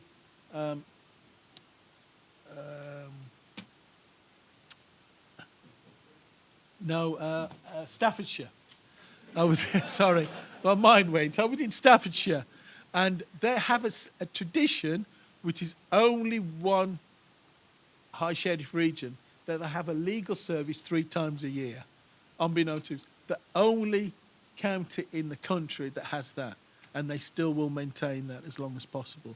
So there's a lot of tradition behind this, and you have to look. The rest of the world will look at us next week, Sunday on the Coronation Day, to see, obviously, I knew King Charles III ascend to the throne, but for us, it's a big thing here, but it's even bigger for the people around the Commonwealth countries and the rest of the world. So I know we might not see the Queen or the King as the head of the Commonwealth, but to me, it is a great honour to be the High Sheriff in his particular year. Okay, let's move on to the diaspora. The Jamaican diaspora overseas is a very large in number, as well as a dispensation across the globe. Jamaica has a population of 4.4 million. It's yes? 3.4? You go on with your statistics. Nobody don't know what the figure is. Its diaspora population said to be over 2 million. In the UK, it is said to have in the region between 650,000 and 800,000, covering first, second, third and fourth generation. It was back in 2002 that the government of Jamaica responded to the request from the Jamaicans abroad to raise its outreach activities with Jamaican diaspora from engagement to the level of policy.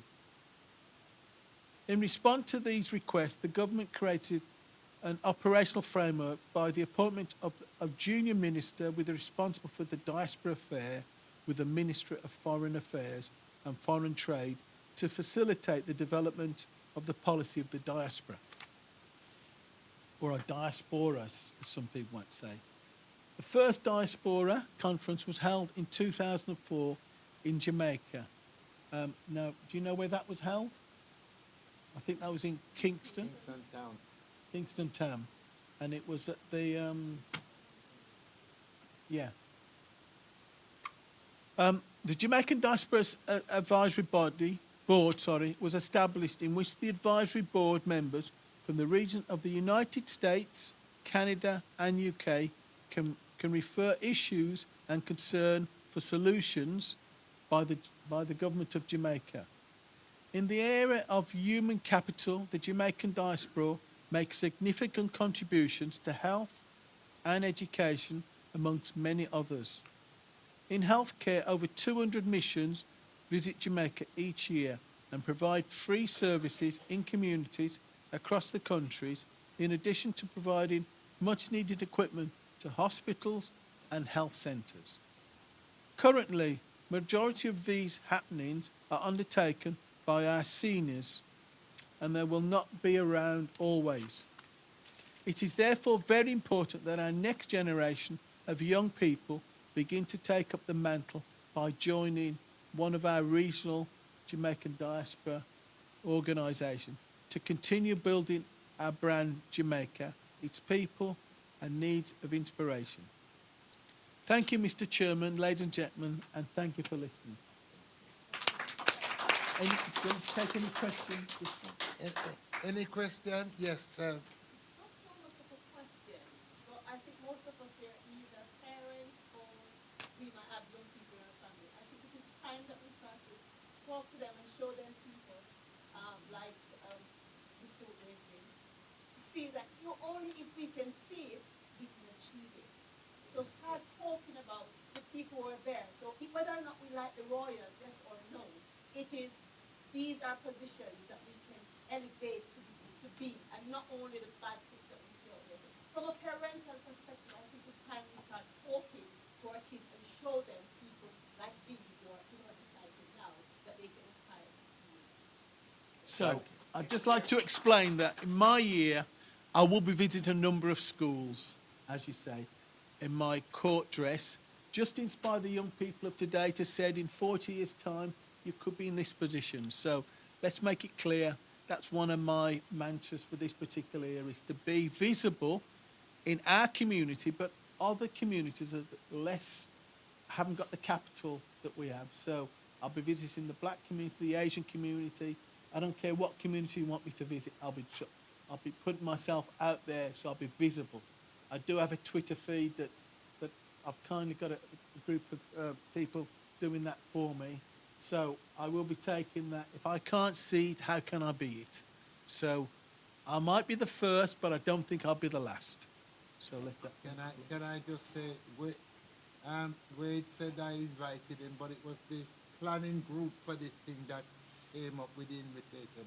Obviously, I'm part of that planning group, but so you were uttered, and we feel that it should be, as Jamaican and West Indian, it would be nice to have you here and to pay respect to your nomination and appointment to the post.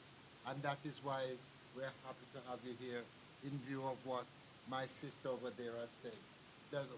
I think people don't understand.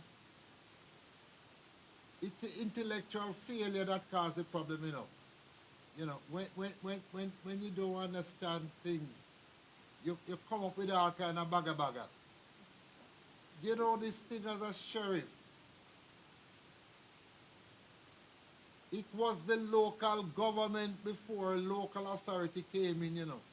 The sheriff was the local authority. As Honorary Council read out his role, collecting taxes and so on. People up, and we had a posse, yeah, all right? Yeah, and the most notorious of them was where? Robin Hood. In Nottingham. No, that was one example. Yeah. But in 1833, the Local Government Act was passed that brought in local government as replacement for the sheriff. When Britain decided to have little parliaments all over the country, Birmingham, Wolverhampton, Coventry, and that is where local government came in. And it was government given the right of tax collection, rates, running your area. And therefore our parliamentary system, what is called a parliament to the Westminster model, is a higher and lower tier of government, parliament and local council. And that is where our third world country fall down, then just can't manage it. Just can't. As soon as they become MP, they lift down every local authority and run everything from parliament. And it never worked. And that's what Western Australia, Britain, America, all these countries that you see have stable country is based on that principle, higher and local. And it happened, Mr. Wade, that Britain was advanced with the merchants and the factory people, that the sheriff system couldn't function anymore. And so they have to get rid of it. But they do keep the tradition. That's what's brilliant. They keep the tradition and as historical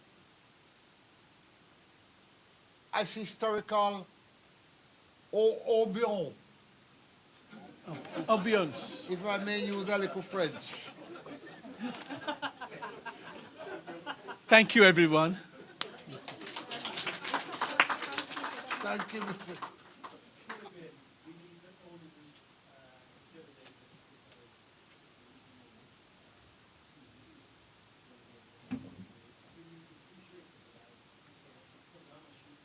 Oh, yes. Oh, yes, up to us, of course, of course. So, we're going to break for the session here? No. Hmm? No, we have to write. I'm writing. Before the break, we have a little. Let me talk, man, please. Before the break, we have a little entertainment for about a couple of minutes. Yeah? So, them want it before the break. So, his name is Poundland Man. Give him a big hand. Cyrus B.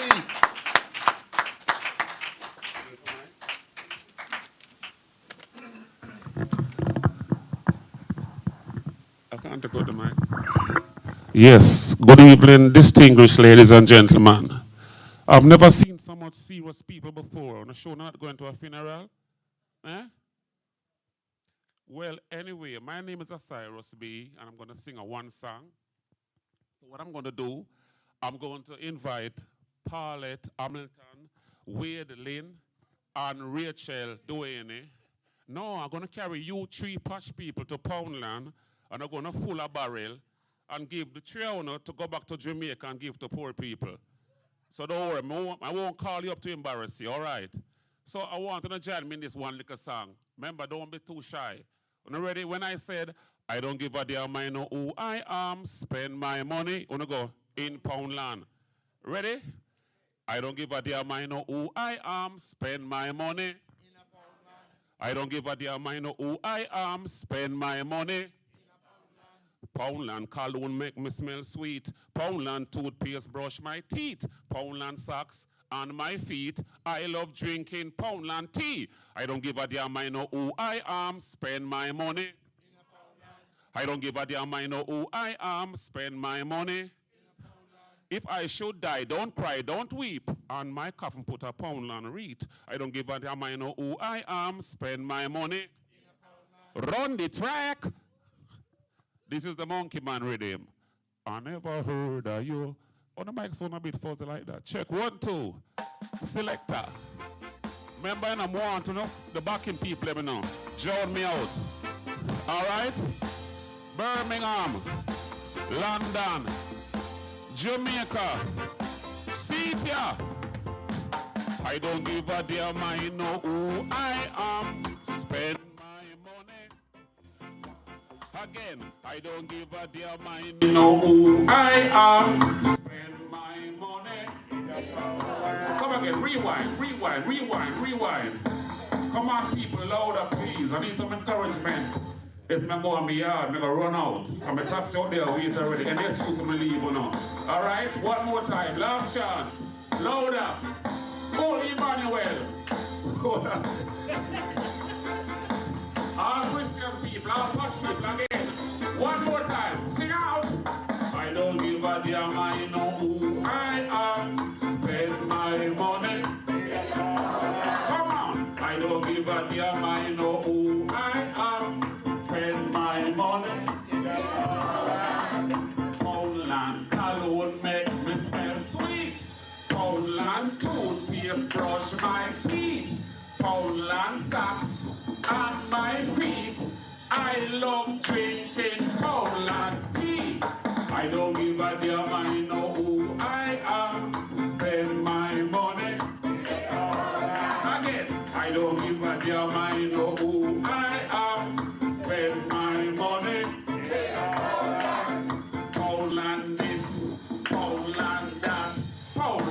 listening. Poundland flat, Poundland spoon, Poundland pot, Poundland dog, Poundland. I don't give a damn, I know who I am. Spend my money. I don't give a damn, I know who I am. Spend my money. If I should die, don't cry, don't weep. And my coffin put a Poundland wreath. If I should die, don't cry, don't weep. And my coffin put a Birmingham #1. Put up your hand, represent Birmingham. Can you hear me? Birmingham #1. Representing the West Midlands. Thank you. Bye-bye.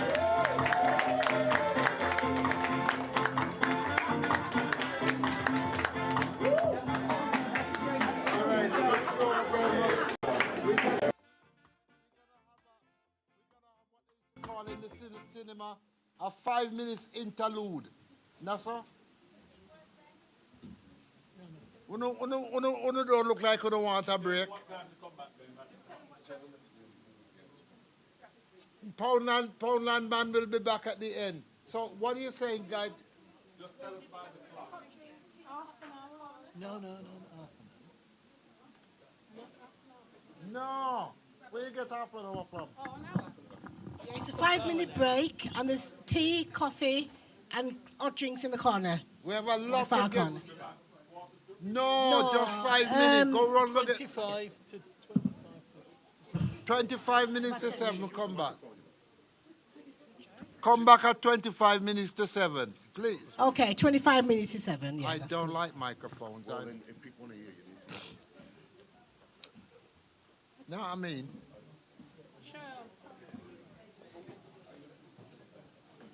Ricky. Hello, my darling.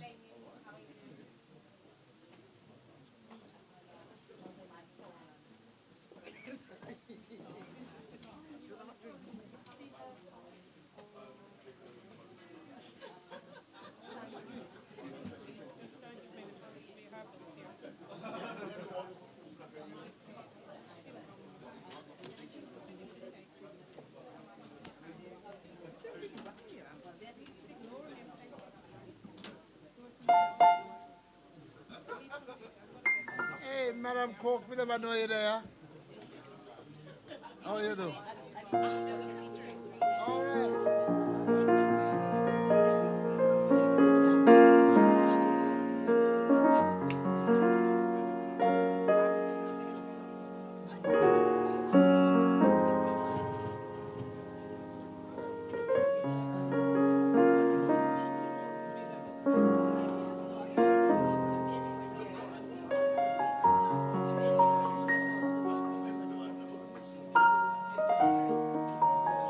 What kind?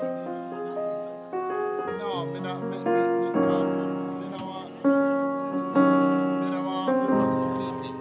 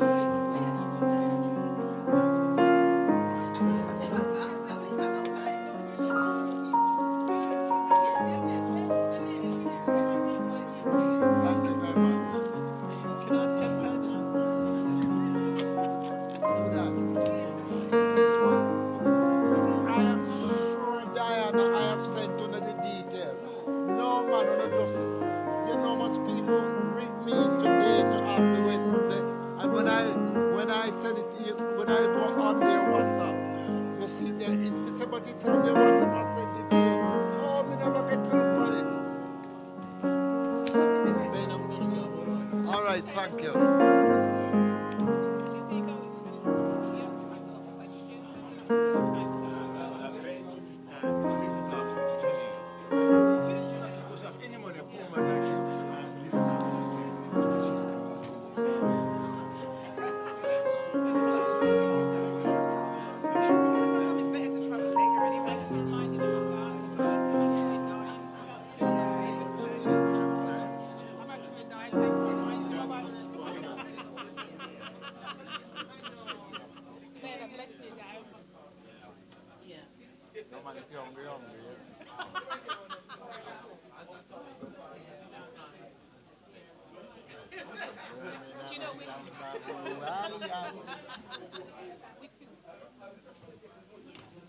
You know,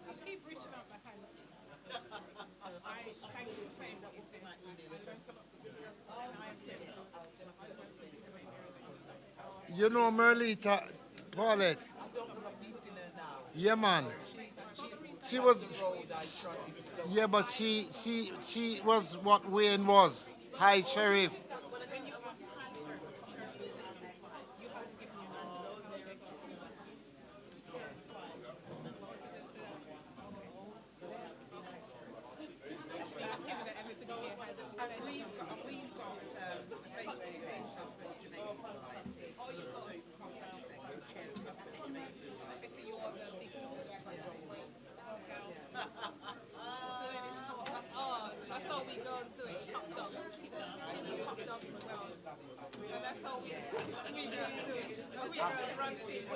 Alpha female.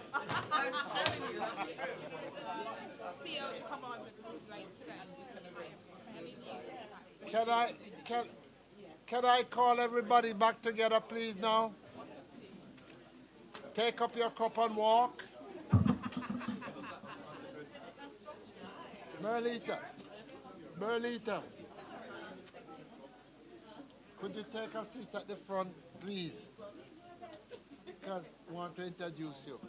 Please, everybody, could you? Yeah. You're gonna stand up something to eat? Who leaves this here?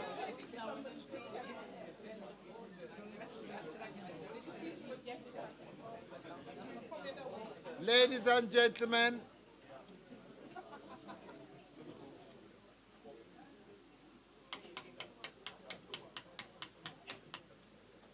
ladies and gentlemen, could you please, no man, no come up here, please. Ladies and gentlemen, could you please come forward? Those people outside the door at the back. I've used the microphone.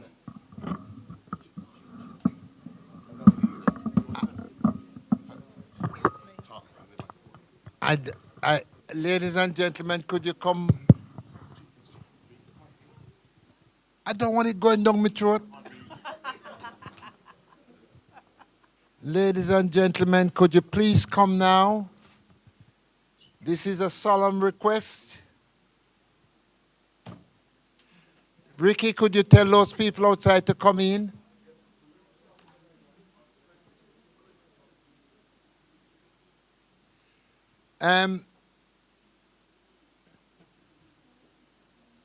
Could you just, Ryan, is Ryan there?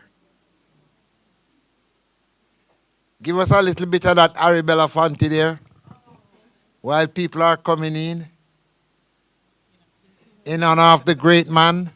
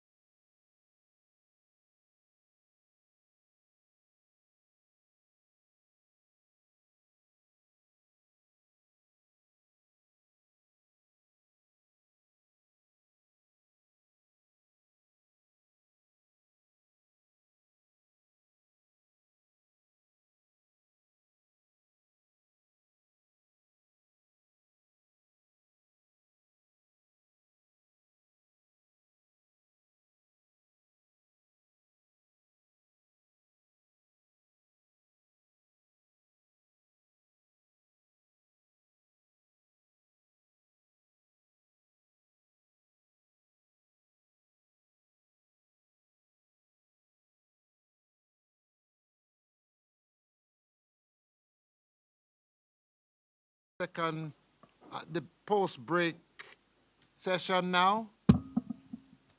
This thing won't keep still, so I'm not going to follow it with my mouth.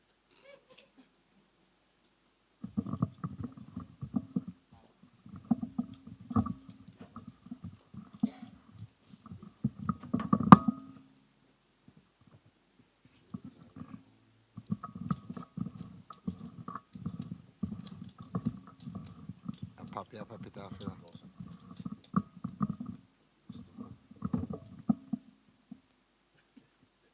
It knows that I don't like it. Can't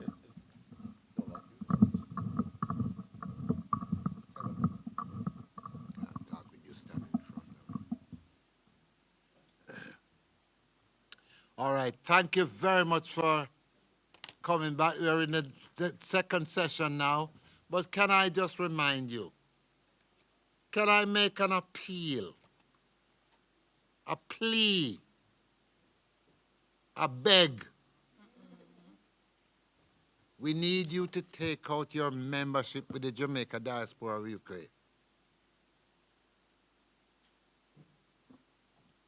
Birmingham, Wales, Nottingham, Milton Keynes, London, wherever you are.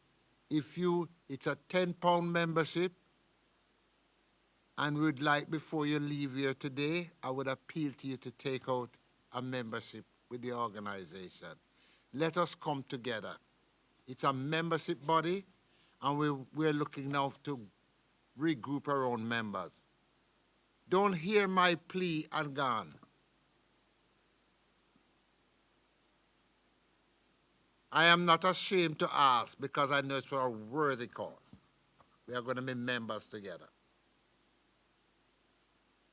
So before you go, and even if you have it now, we'd be so glad. Thank you very much. And I know that our leader in Parliament will be setting the trend.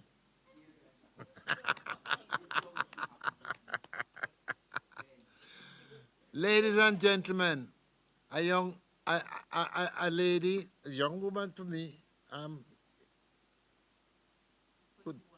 could be her father. It's been a pleasure for me to when she was a councillor and running. I was so pleased. I went out canvassing, dropping leaflets through doors for her and things like that. And I would do anything to help. As Philip Murphy said a while ago, help our people get into position of leadership. And we have had some success, but it's not looking too good at the moment vis-a-vis other people, other ethnic groups. I don't know if you've been following and noticing the amount of national leadership status other ethnic groups are having. So we have to do something at this level. From Nottingham, we have a former sheriff, mayor, and councillor, Miss Merlita Bryan. Stand up, Merlita, and just say hello to everybody.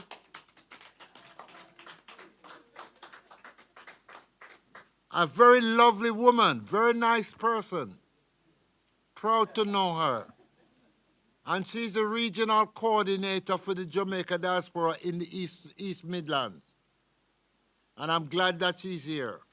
And when we get really organized, we'll be having car loads from us traveling over there to help them. Come here, my darling. Next to Merlita, we have Diane McKenzie. Diana McKenzie, she's also running in the election this year. Diane, could you stand up, Diane? That's right. She's from Nottingham, Derby, one of them places. Yes. East Midlands. And as we said,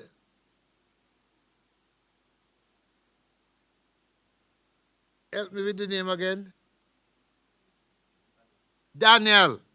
We want Daniel to be running one day. Fantastic. And car, is you again, Rupert? Rupert the Bear? Car number plate KR. Is it the sheriff of Nottingham? Yeah. No. The sheriff of Nottingham is blocking the sheriff of Birmingham. Thank you. Ladies and gentlemen, we are very pleased to know that one of us has been elected. One of us has been elected to reach Parliament, the Palace of Westminster. This country has 3 palaces that run the country. 3 palaces.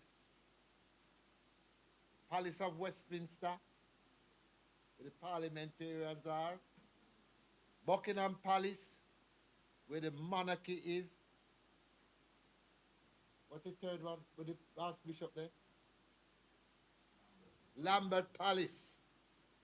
Those are the three palaces on which parliamentary regulations and rules stand. When you see the coronation coming, Lambert Palace will swing into action during the crowning, and the choir sing off and the dazzling display and the robe and things like that. And people think and say, oh my gosh. It'll have that oh my gosh effect. I would like to introduce from the Palace of Westminster,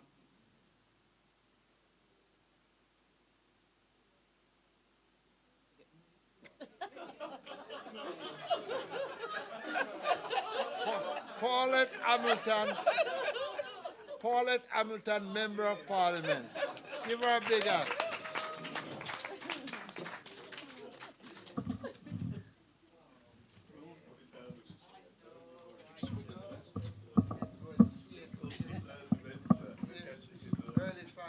Right, can I say good evening to everybody? Can I, the Honourable Consul Wade Lynn has already gone. I'd like to greet the chair, the committee. I'd like to also, I love him, he knows I love him, Professor Livermore, I've known him a long time, but also each and every one of you, honourable ladies and gentlemen, thank you and welcome, and thank you for coming out in your numbers this afternoon. When I was contacted to speak tonight by the committee or by the planning committee, which Ben heads up because Ben gave me a ring,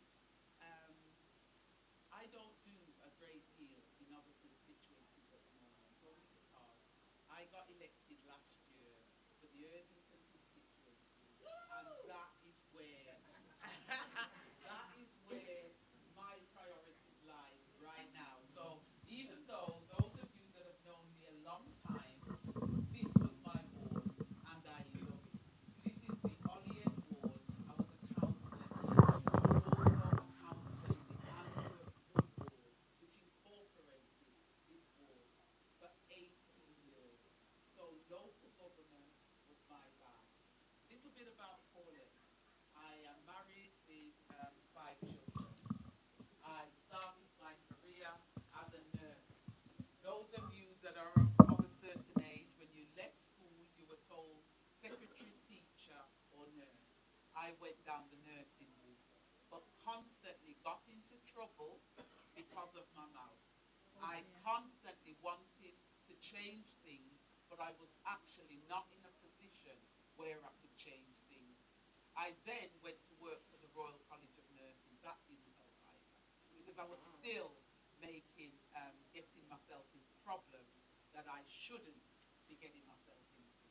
So then, another counsellor actually, Yvonne Mosquito, she said to me, I had a baby at the time, and she said, Paulette, I think you'd make a phenomenal counsellor. And at the time, they were looking for ethnic minorities, but they were also looking for women that would step forward. So anyway, after a bit of encouragement from Yvonne and a few other people, I stepped forward and I became a counsellor. That's where I got to know people like Ben and Derek and Denzel over there, because they became my soldiers, because every step of the way they tried to get rid of me. Every step of the way they tried to get rid of me. But when you're on a path, right, no matter how they try to get rid of you, right, you get stronger. That's because right. you have people behind you that sometimes you don't see them for 5 years, but when you need them, they are there. True, and man. you see that man over there, I may not see him for 10 years. People may curse him, but the respect I have for him, because when I needed him, he was there. There's also people, where's Philip? Philip Murphy at the back there. These are men that even during my election, it was out of their comfort zone. Up they came to Erdington to collect their leaflets and to knock doors. These are what you call true soldiers in the army that we're in. We're in a battle. And at the moment, a lot of our young people, they don't think politics is the direction to go. But let me tell you, if you want to do anything in this country, You have to be politically minded. That's right. Because Westminster, I've been there now for 14 months. It's the legislative, you do legislation, you change laws, you show local council. So while I was on the council and I was a cabinet member, having governance over millions of pounds, I actually couldn't change policy because it wasn't within my power. What you did in local government, the policy was sent down from central government and you had to deliver with the finances, with the money that you were given. And as a local councillor, and that lady over there who's going in to be a councillor, it can be quite monotonous. People will ring you up about their streets, they'll ring you up about lighting, about trees, neighbours arguing about a bin. They will ring you at all hours of the day and night. The thing is, you have to be patient. Each person that comes to you, you have to understand that for them, for you it might be a minor thing, but for them it is something that is really important. So you have to work with the population. Although I love working with the black community, the black community on its own will not keep you in power. So you have to work with every community if you want to achieve your goals. Now, Ben asked me to talk about going into Parliament. I never thought in a million years that I would be a parliamentarian.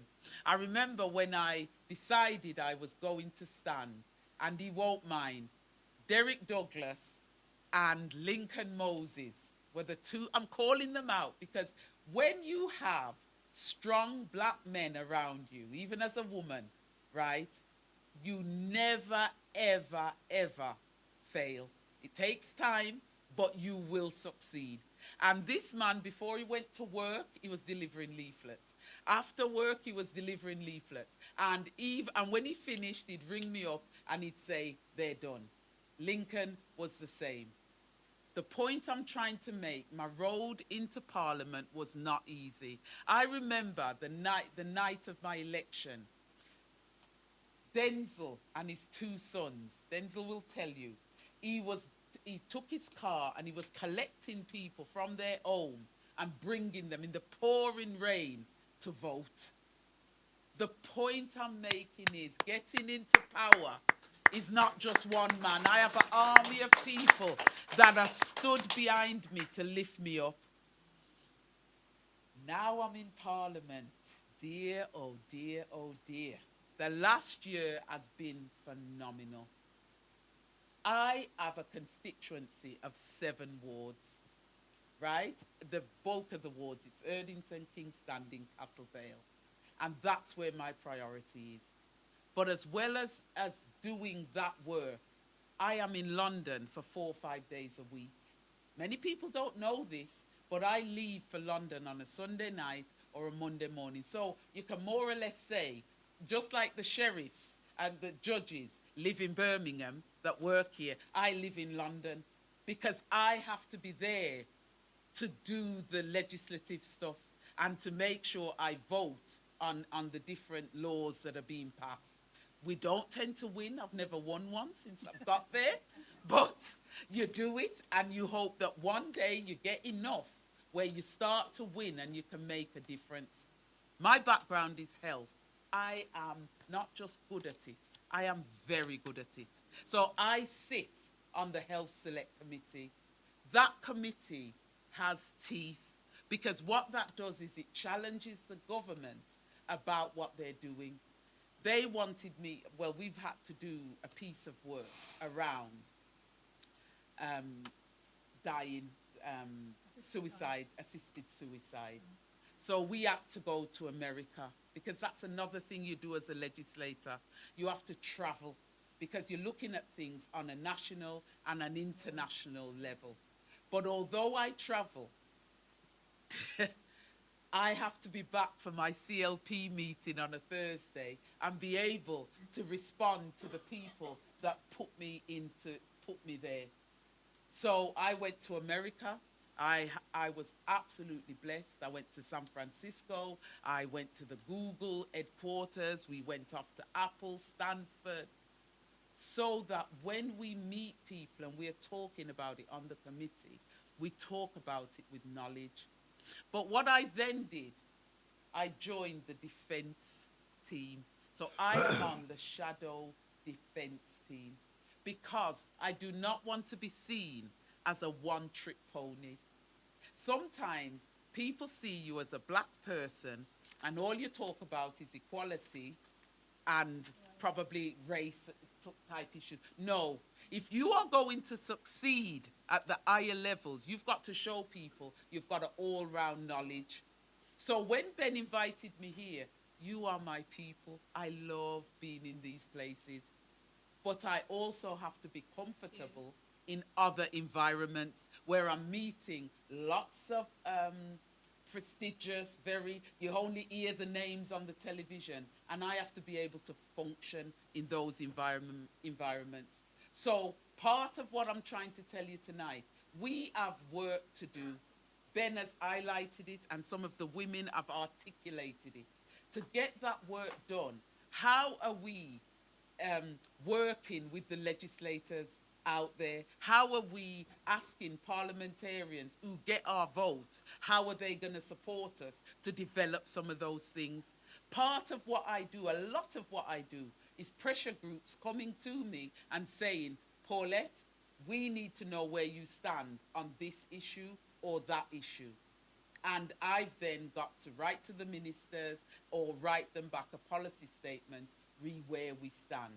What are we doing to develop what we're trying to say? We've also got the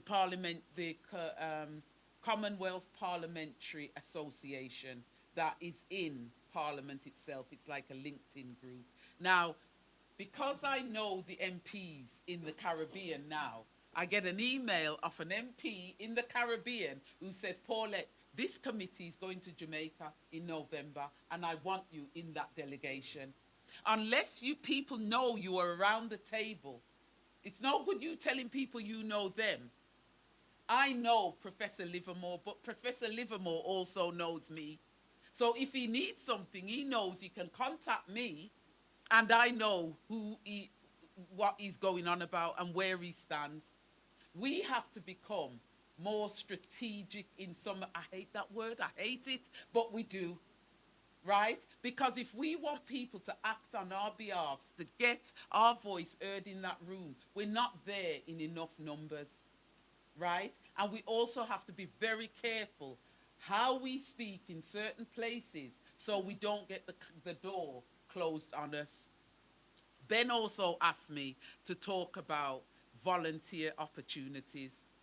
There are several charities and organizations linked to the Jamaican diaspora in the UK that cite opportunities for travel and engagement with Jamaica, and these include Jamaicans Inspired UK.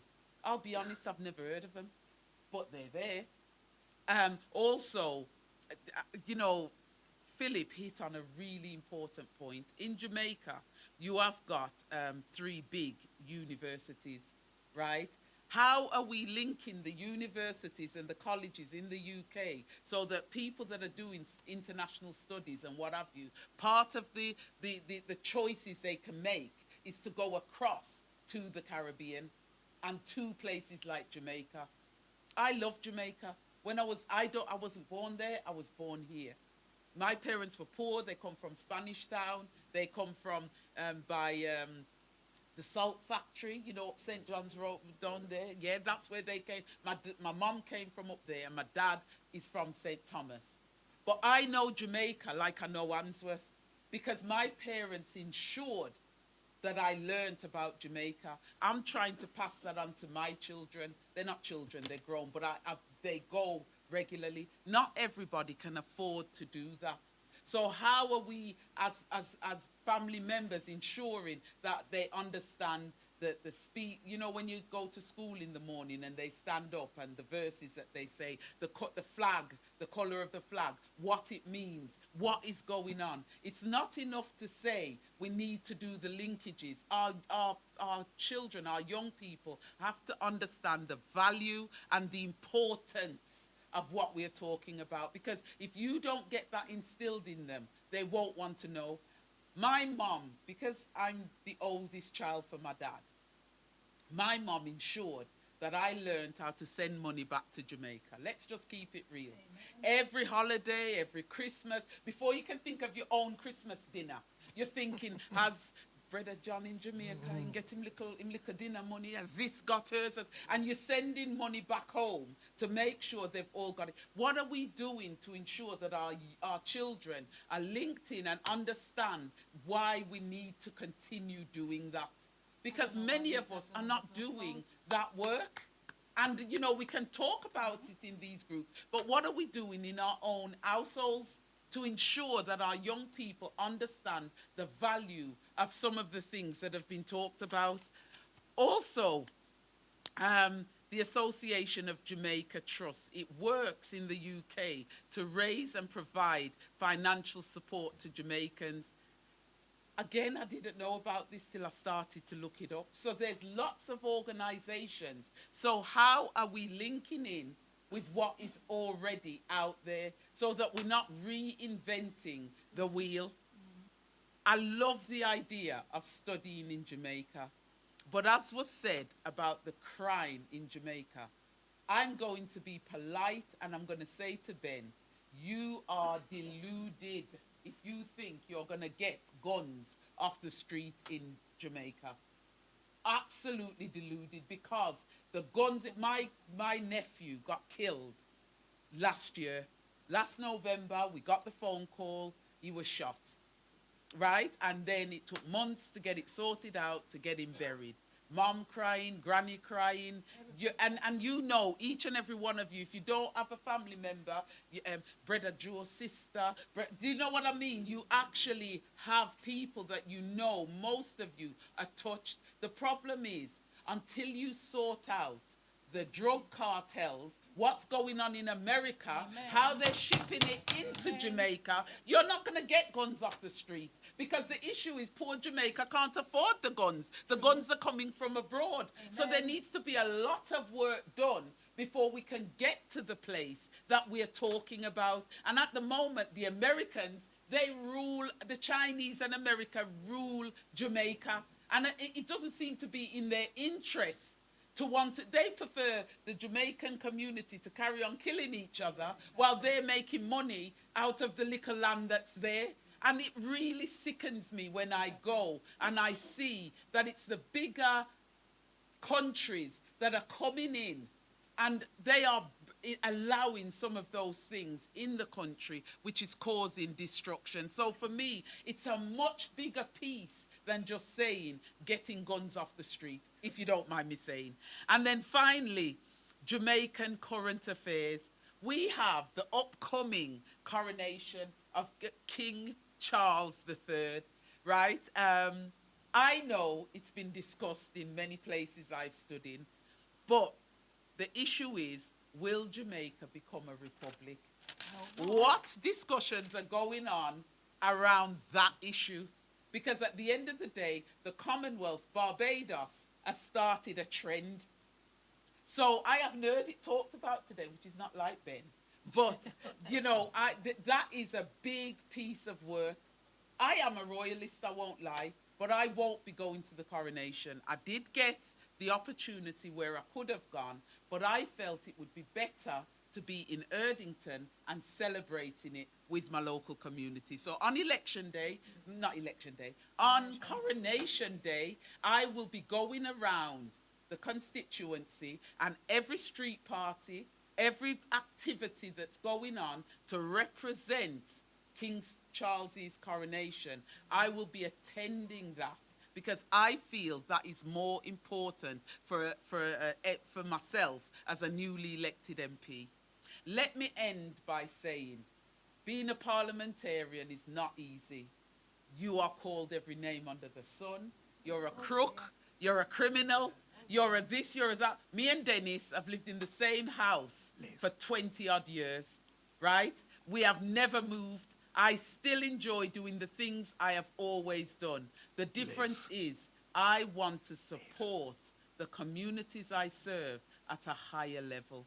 Please be understanding of people like me that are trying. Thank you.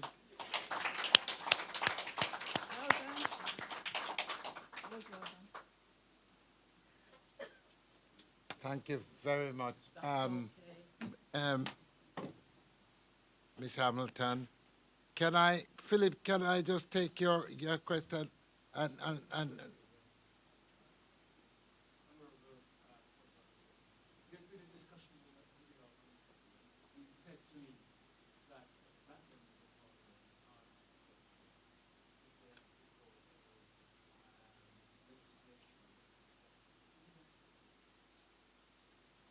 I find that quite offensive because those of you that listen to Parliament quite a lot, they are working really hard. Even last Wednesday, what's her surname? Berio Addy raised the question about, what was it, reparations. It was an excellent question that was just dismissed. At the moment, we are doing lots of work around young black people who are brought into the criminal justice system. They're arrested at young ages and just left in prison overnight, which has an adverse effect on them. We're doing a lot of work. The problem is, even though there are a number of us in there, at the moment, the issues that affect the black and Asian community, I will humbly say, is not being addressed. If you are black or you're Asian, it's also within the Asian community, you are struggling to get your issues heard at the levels they need to be heard.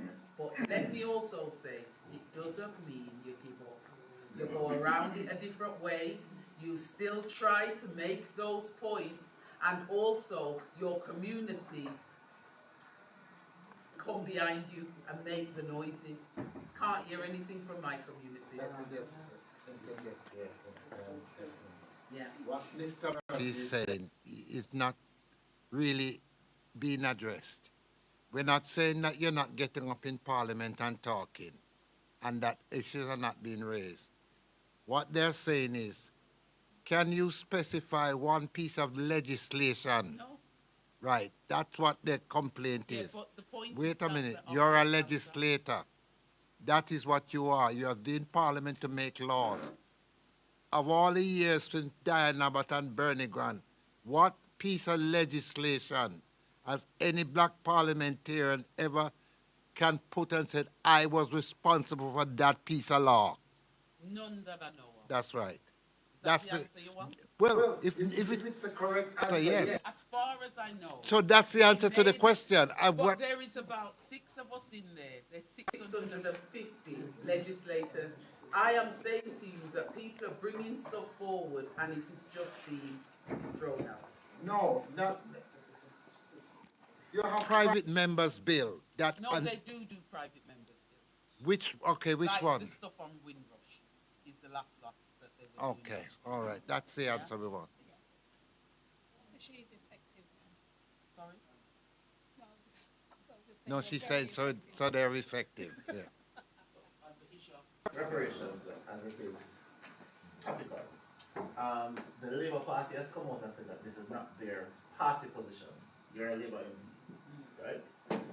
Are you saying that you stand in toe with the Labour Party on this, or you stand in toe with the person who brought that motion? Let me stop you. I have to stand in toe with the Labour Party, or I will not be a Labour MP. So that is what they're doing. So if you don't stand in toe, you are removed. So I'm missing something then. If there are persons, you represent the constituencies and the areas that are bringing it. So you're saying if the persons from your Labour group here would be saying that this is an issue we want you to bring, you would have more standing to speak to the Labour Party on this. Yes, and I do. So like the WASPy, I'll give you an idea. You've got the WASPy women. At the moment, they feel Labour have absolutely ignored the issue of WASPy women. That's women of a certain age that can't get their pension.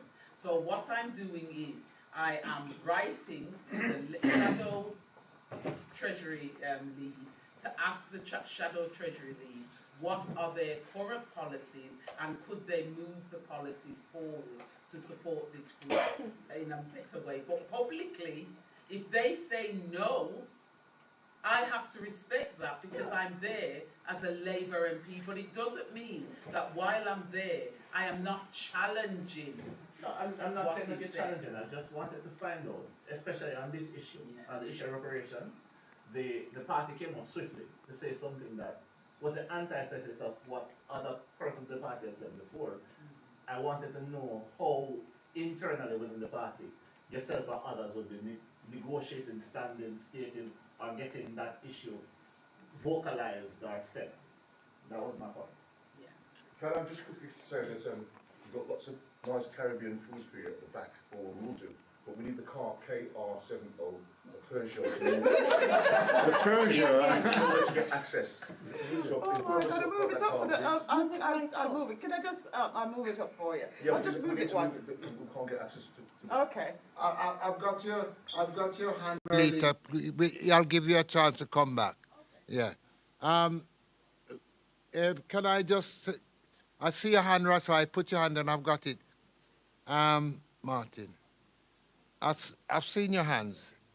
Can I, hold on, let's, I don't mind. The meeting mash up already? Just, can I just say, I got the number of people who are going to ask questions. Minister. But I forgot to mention that there's somebody here, Jennifer, who is also running for in the elections. Jennifer, could you stand up, please, and let us see and give her a big hand. These are our people. You're good.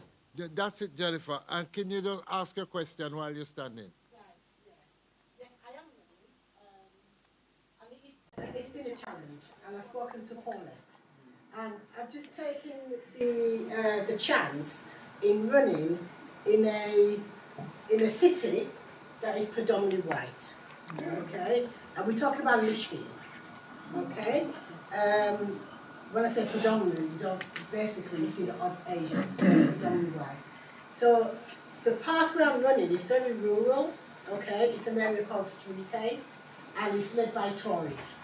And I'm running for Labour. Okay. Now, a lot of people are saying, well, do I know what I'm doing? I mean, I'm wasting my time. Why am I doing this? Because when I walk around Lichfield, there's no representation. There's only one Caribbean. I mean, I'm inviting everybody to go to Lichfield, by the way. Go into the city, they'll probably get a shock. Okay? There's only one Caribbean restaurant in Lichfield city centre. Okay? So they don't cater for no other nationality, no other cultures.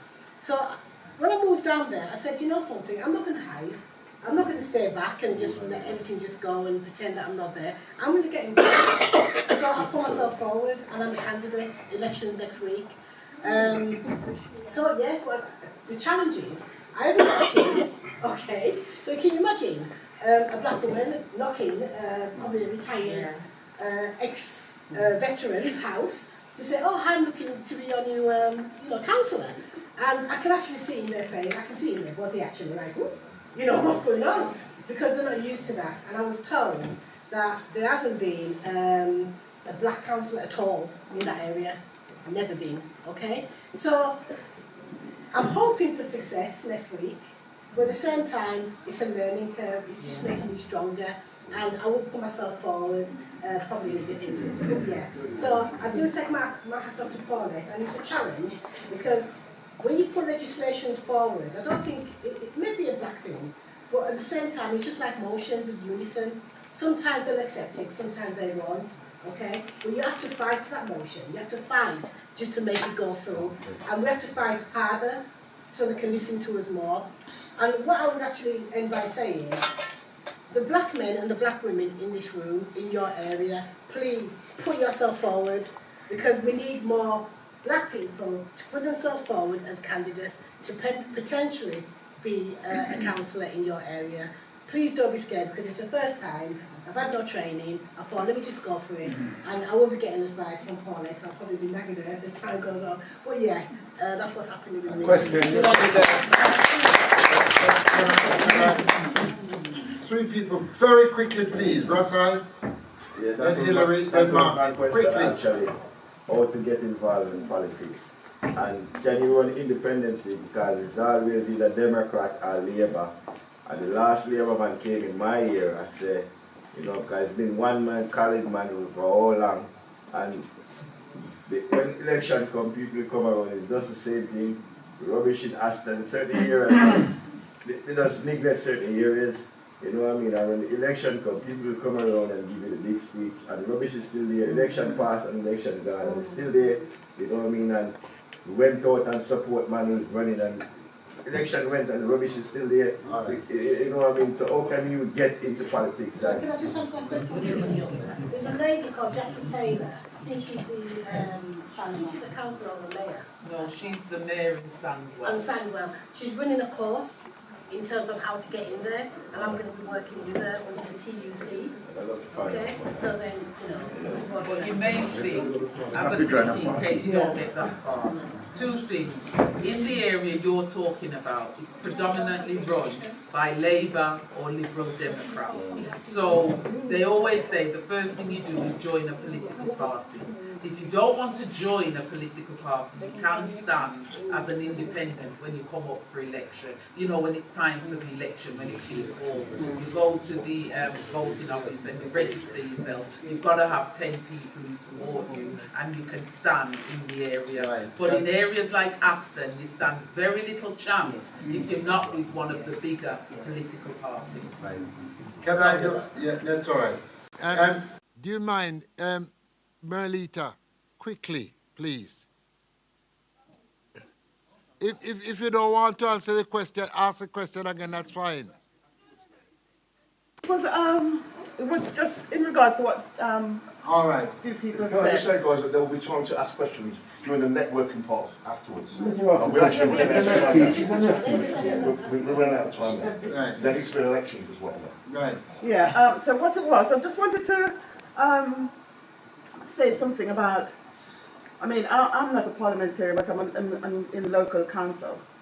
And we always get asked from our constituents, or from the black community, I must say. Because I think that because you're a councillor and you're part of the establishment, you can fix all the problems. So they come to you with all these problems and says, why can't you do this and why can't you do that? Then they should remember, now you're in parliament, and I don't know how many black MPs are in parliament, but they must remember that we are in a minority.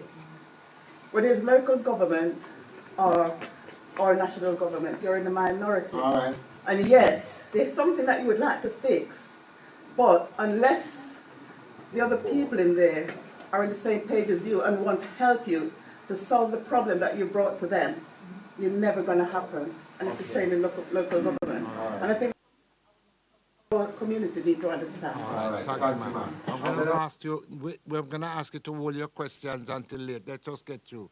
Ladies and gentlemen, one big round of applause for Paulette. Thank her very much. Okay, thank you. I hope you can just stay for a minute and have something, a little.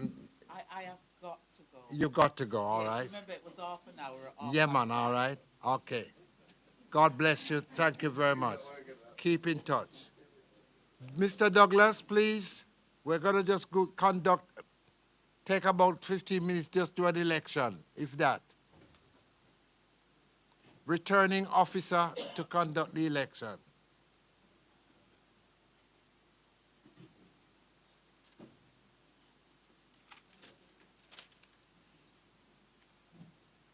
This is one of the features of an AGM. You conduct elections, so let's just get to it very quickly. Good afternoon. Good afternoon. Good afternoon. Sorry, I'm just waiting for someone to finish their conversation.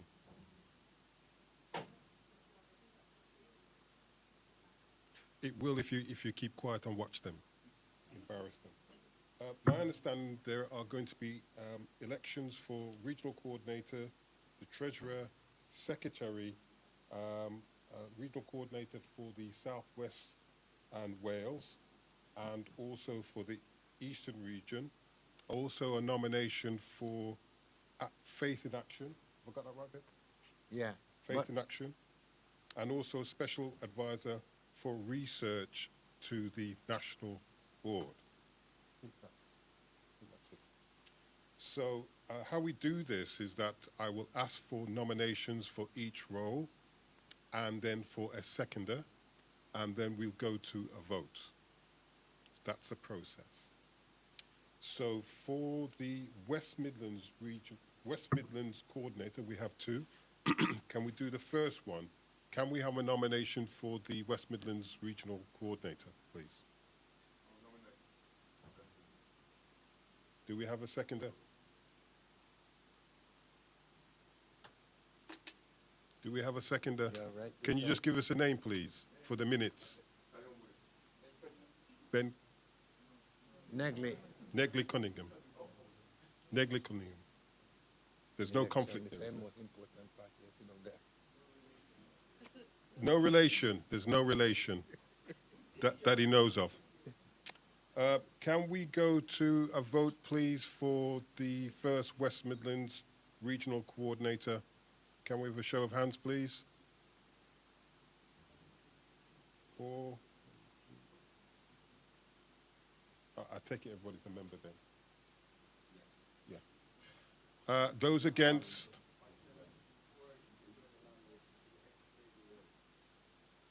No, we can't have time for the road. It's just you're representing the region to the national board. Yeah, that's it. The regional coordinator, as well as managing the region, actually sits on the board of the national committee, JDUK. And is also a director of JDUK. Yeah. Yeah. So whilst we're there, can I have a show of hands again, please? Sorry about that. Could you put your hands up?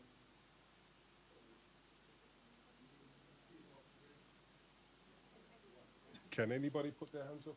Make it galang after. Yeah, you can put your hands up. I'm just going to assume that everybody's going to join as a member.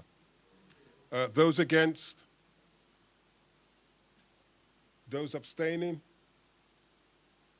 Ben's duly elected for the regional coordinator.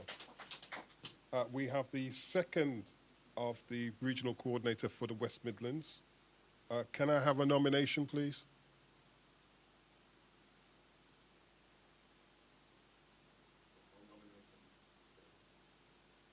Jenny? You know her full name. Jennifer McIntosh. We have a nomination for Jennifer McIntosh. Do we have a seconder? Philip Murphy, who's seconded. Can we have a show of hands? My apologies. Are there any further nominations? I should have asked that. Are there any further nominations?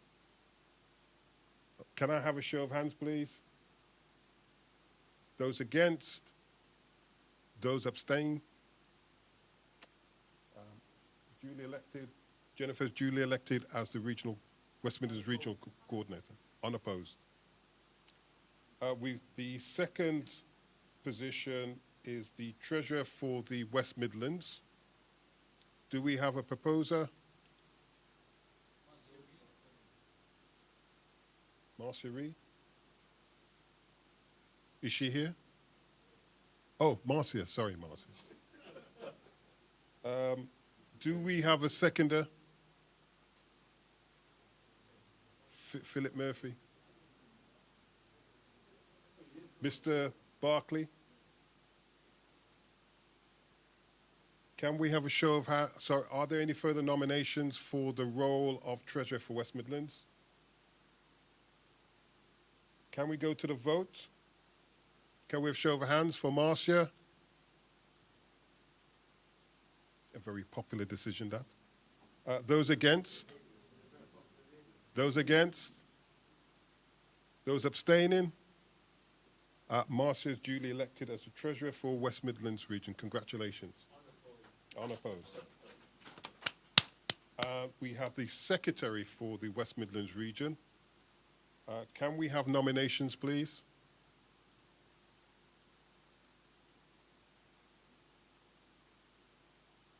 Nominations? Any nominations?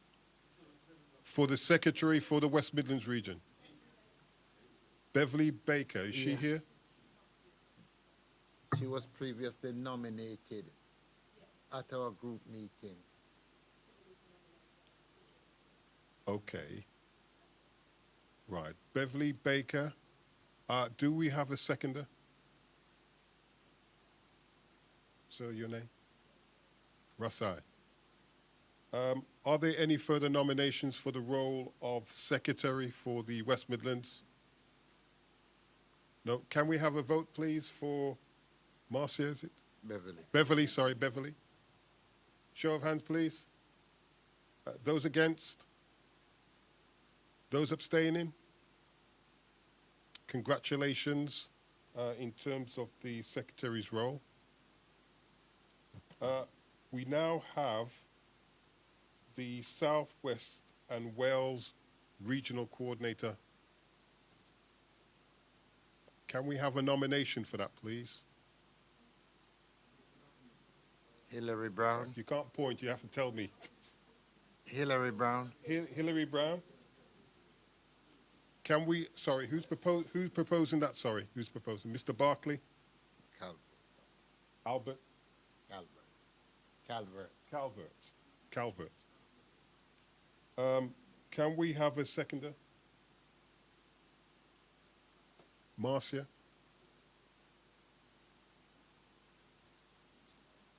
Sorry, whose surname? Reed, Marcia Reed.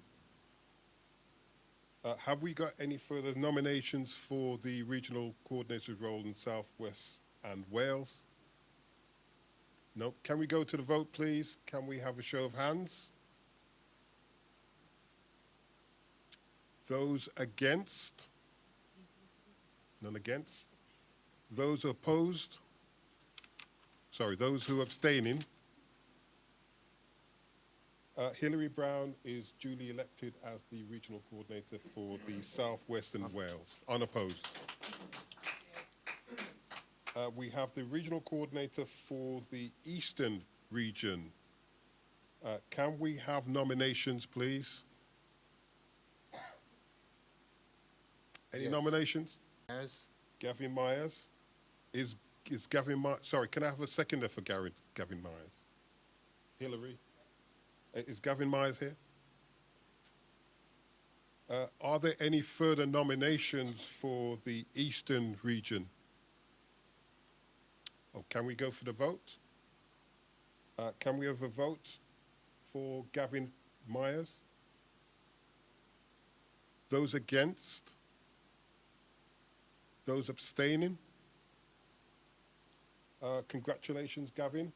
You're now the regional coordinator for the Eastern region unopposed. No, their names will be referred to the management board. Okay, right. As nominated from the region.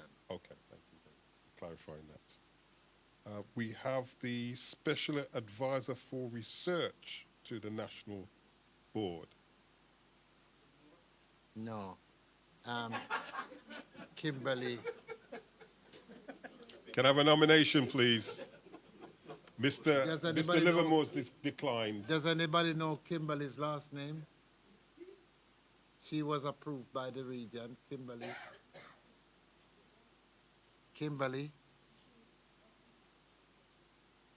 Yeah. She was she has is a special advisor for research. Can you explain that role? There are 3 special advisors on the management board: fundraising, special advisor for research, special advisor for lobbying. She is a special advisor for research. She put her name forward and was approved, but she, unfortunately, a crisis has come up, health issue, so she's not here today. So we had a nomination. Are you nominating her? Yes, I would. Can we have a seconder, please? Ben Cunningham is nominating. Jennifer's seconding. Can we have show of hands, please? Who's against?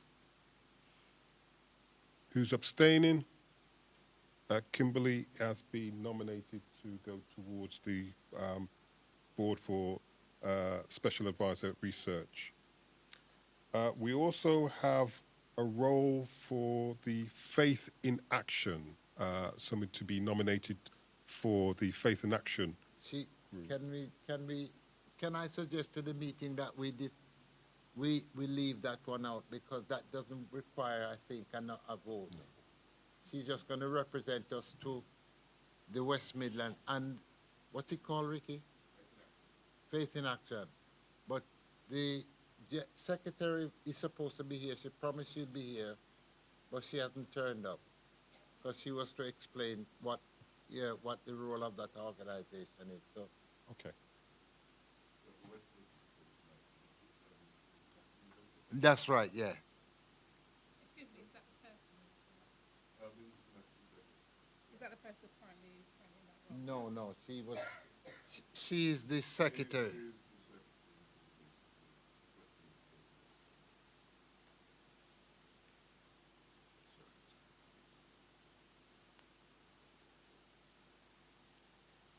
There's a vehicle, JHC 805S, who's blocking someone in. Could you please remove the car? Chair.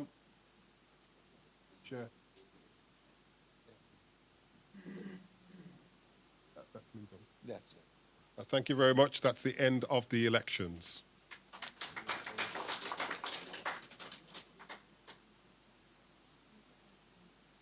Ladies and gentlemen, we just have two things to do now, and the final thing is a short presentation by one. Sorry,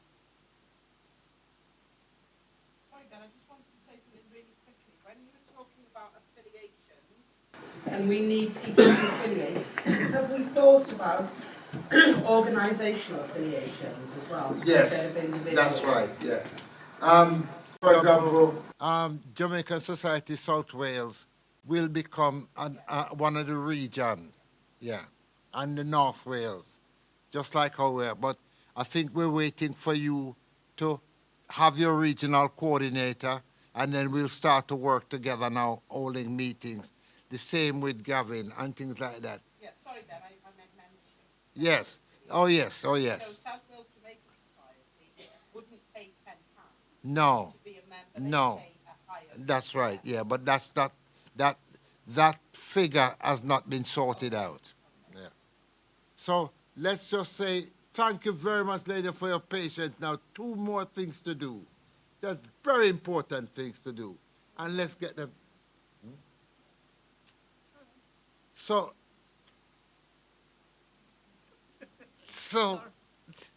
let's get these two things done. The first is to hear from this beautiful young lady here. Her name is Rachel Dehaney. The young voice. Good evening, everyone. Good evening. So my name is Rachel Dehaney, as was mentioned. I'm 25 years of age. I'm actually from Handsworth, Birmingham. And it's an honour to be able to be here and to really share and just to talk from a young person perspective. I recently, over a year ago, I finished my Masters at King's College London University, and I studied education policy and society. I've worked in a vast amount of schools in both London and Birmingham, so teaching's kind of my background, but I've focused more so on working in alternative schools, which are schools that help students who have been excluded or kicked out from mainstream education. I've given a lot of workshops and teachings in churches and in the community as well, and I serve as a youth leader at this church. And I'm currently part of the JDUK Youth Placement Project as well. So, I am a proud Jamaican, and I'm one of the reasons that I believe that's really helped me in terms of who I am today, is the relationship that I had with my grandma. She sadly passed away a few weeks ago, but she came down to England with my granddad as well in the 60s, and they both worked really hard for my mom and her siblings to come down and really be a part of working here and being in England. Um, Having that close relationship with my grandma allowed me to have a cultural connection with Patwa, Jamaican food, and just even her work ethic as well. I've been to Jamaica twice. I loved spending time there. I think my favorite aspect about being in Jamaica was being able to visit the countryside. My grandma's side are from a place called Osdalite, and it was such a surreal experience for me. It definitely felt like home away from home. But I enjoyed the fresh food, the slow pace living, and of course the great weather as well. So when I was doing my master's, one thing that I realized is that I really had an interest in researching in both Africa and the Caribbean. And it came to time of doing my dissertation, I didn't really know what to do because I had different ideas. And Uncle Ben, oh, he's gone now, but he helped me with that and told me to focus on Jamaica. And my focus was what are the opportunities and challenges that teachers are facing in small rural private school in a Jamaican policy context. So I focused on a school in Mavis Bank that my cousin, actually, she was the head teacher of that school, and I did a case study on them. It was within the COVID period time, so as you can imagine, there was a lot of things that were taking place as a result. And unfortunately, she did have to make the decision to close down the school. But in my findings, one thing that she really spoke about and expressed was that she felt she had no government support, that the private schools weren't considered as they should be. She mentioned about the roads being very poor, so that affected recruitment. She had zero confidence to continue with her school, even though she had such positive experiences being there. And being able to interview her as well as the staff members as well, I could really see their heart for the children that they were teaching and supporting, and even the community they were serving as well. When I was interviewing them and really looking into this, I couldn't help but feel like I wish I could do something to help and to really make a difference, especially with my heart being in education. And I've had the privilege of being able to support so many young people in my short time as well. So how much more, children and young people across back in Jamaica. So one of the things that I did write down actually in my dissertation was that if they had the opportunity of being able to be supported by the diasporan community, that could make some form of positive change and maybe even encourage the head teacher and the staff at the time to keep going and to continue.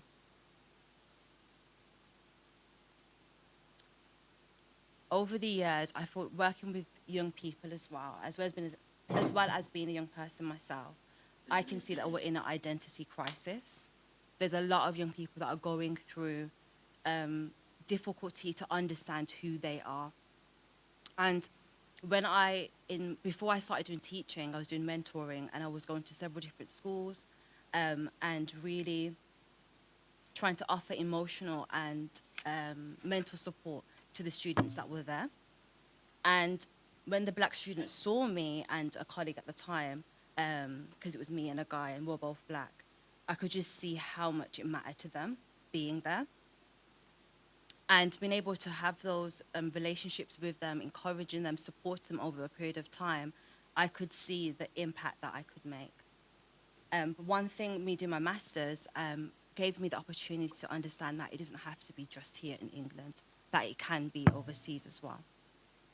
So I decided to do some recommendations just in terms of how, in regards to the theme, reconnecting to young people to Jamaica.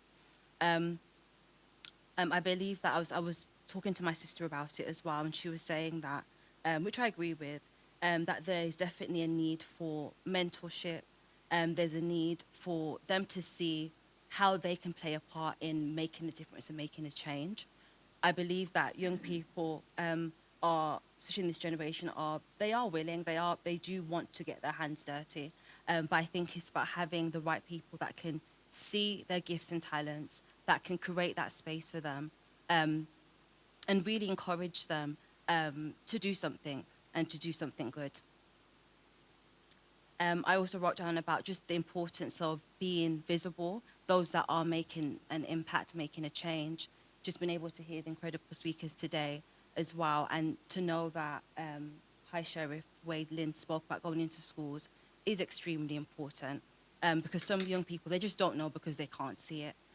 So being able to hear that, and I believe more of that, will definitely make a positive change as well.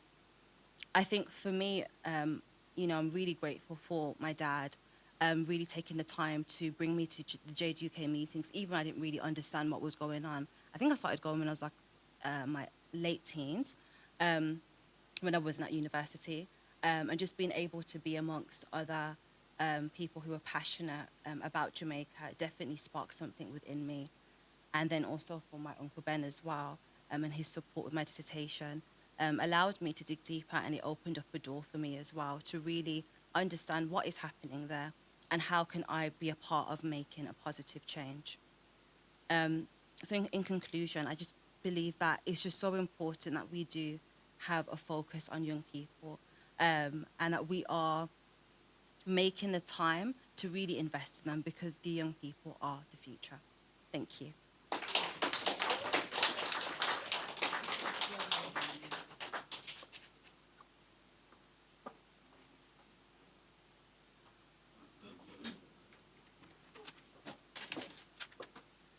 You need to come on here, Jen. You're gonna wind up. Just could you just wind up with these two other items? But you need to come up with a table. Just want to share the fifth final with the new regional coordinator.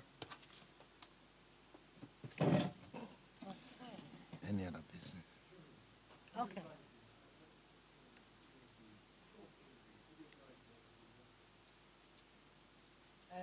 Got time for that? We're gonna take any other business, but any other business just mentioning things. Okay, well, we'll do, yeah, we'll do any other business now, and then we'll just go into the entertainment. Yes, Philip? Yes, do you want to finish up with Rachel? Thank you, Rachel. Oops. Fantastic. And yes, we do need to encourage more young people to get involved in JDUK. And obviously, you will be the ambassador for that. Well, thank you very much. Thank you. And can I just quickly mention that Beyonce has come all the way from South London Sea to the other speaker today, Daniel. And in about 3 weeks' time, they'll be getting married. So the fact that he's here today is a dream plan for me. Okay, well, thank you very much for that, Ricky. So yeah, so I'll just go through briefly what's happening now. Philip, yes, a couple of minutes just to any other business, and then after Philip, we will be entertained, and then I will give a vote of thanks, and then the national anthem, and then we'll have something to eat. Philip, 3. We all know that Dan Abbott has been suspended from food. I don't need to speak about that. I should remember Parliament for 36 years. And just to say that should be overwhelmingly re-adopted as an equal member of Parliament and should be suspended. Obviously, I don't want to go into the right now. I have to speak for her. But I think it's fair to say that if someone like that can be removed, any of us in the future might be able to. I'm simply asking this to possibly make representations of the national executives and whoever to say that they would like to further the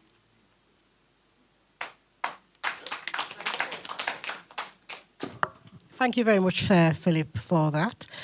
Okay. It will be referred to the next meeting of JDUK.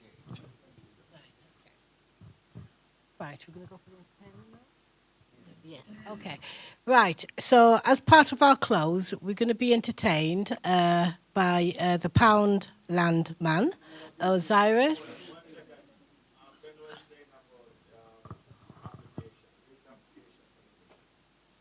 For the membership. It's at the back, isn't it? Where is Yvonne? Yvonne is there? You just got the outside there. At the back, there's membership forms on the table as you leave the building. And Yvonne will actually give you one as well. Right, okay, so, yes, any other business?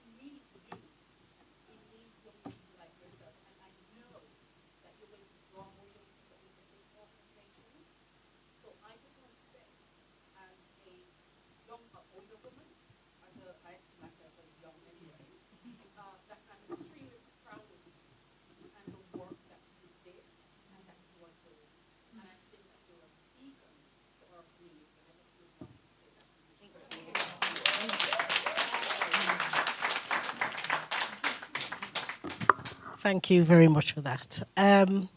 Right, without any further ado, I'd like to welcome our entertainer for the night. He's accompanied by Snakebite. Just yourself. Okay, our very own Osiris B. Can we have a hand of applause for him?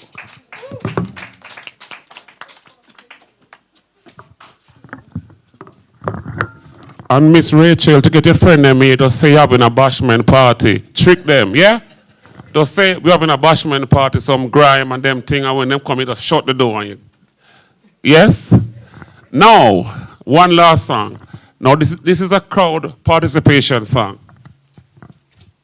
What's that saying? What's the name again? Miss Brown.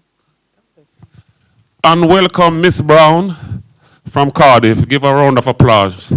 She come all the way in a limousine, yeah? Now this song is called Ain't Telling Ya. In Patois, me not tell you, but only is all posh people, so no stop speak English. So when I say, what's your name, where you from, where you going, bam, you just say, ain't telling ya. Are you ready? Ready? What's your name, where you from, what you doing, bam, bam. Louder, what's your name? Pretend to me is an informer, I work for the police. I want on a personal business. I want to know if you're married. I want to know your girlfriend name, and you say, ain't telling you. Ready? What's your name? Where you from? What you doing? Bam. Bam. So what's your name? Where you from? Where you going? Bam. Bam. Selector, run it. This one called hands up. All right. Run it, make we done it. Louder. What's your name? Where you from? What you doing? Bam. Bam. Selector, come again. Come on, Birmingham people. Look how far I come from. Zimbabwe, if you come entertain on it. More volume for the voice. Warm again. Rewind. Come again. One more time, selector. One more time. It's going to run out. One more time. Come on, ladies. We don't have a big mouth. We don't have cursing no man. Come on, let me hear some. Pretend some husband. I don't know curse me, all right, yeah? Come again. Come again, rewind. Thumbs up. Yes. Come on, ladies and gentlemen. More hear somebody. Marcia. What's your name? Where you from? What you doing? Bam. Bam. What's your name? Where you from? Where you going? Bam. Bam. That's better. When you ready, Birmingham? Cardiff, when you ready? Hey. And hands up, hands up, everybody, hands up, hands up, hands up. Master, put your hands up, hands up, hands up, everybody, hands up, hands up, hands up. I say put your hands up, hands up, hands up, everybody, hands up. It's a one rougher than. Bang diddling diddling diddling. Hey, hey, ha, ha, ha. Ricky, see you again. What's the name? Where you from? What you doing? Ain't telling you. Ain't telling you. What's the name? Where you from? Where you going? Me not tell you. Me not tell. That's right. Hands up, I say put your hands up, hands up, hands up, everybody, hands up, hands up, hands up, Birmingham, hands up, hands up, hands up, Cardiff, hands up, hands up, hands up, every. Thank you, that's it. Thank you.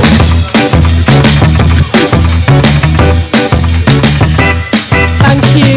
Ladies and gentlemen, it's Cyrus B. Give a big round of applause. And give the top table a big round of applause as well. Didn't they do well? Ain't telling you. Now, there's lots of Caribbean food at the back now, so if you want to make your way to the back, this is the time. Vicky, just one more, Vicky. One more? Yeah. Okay.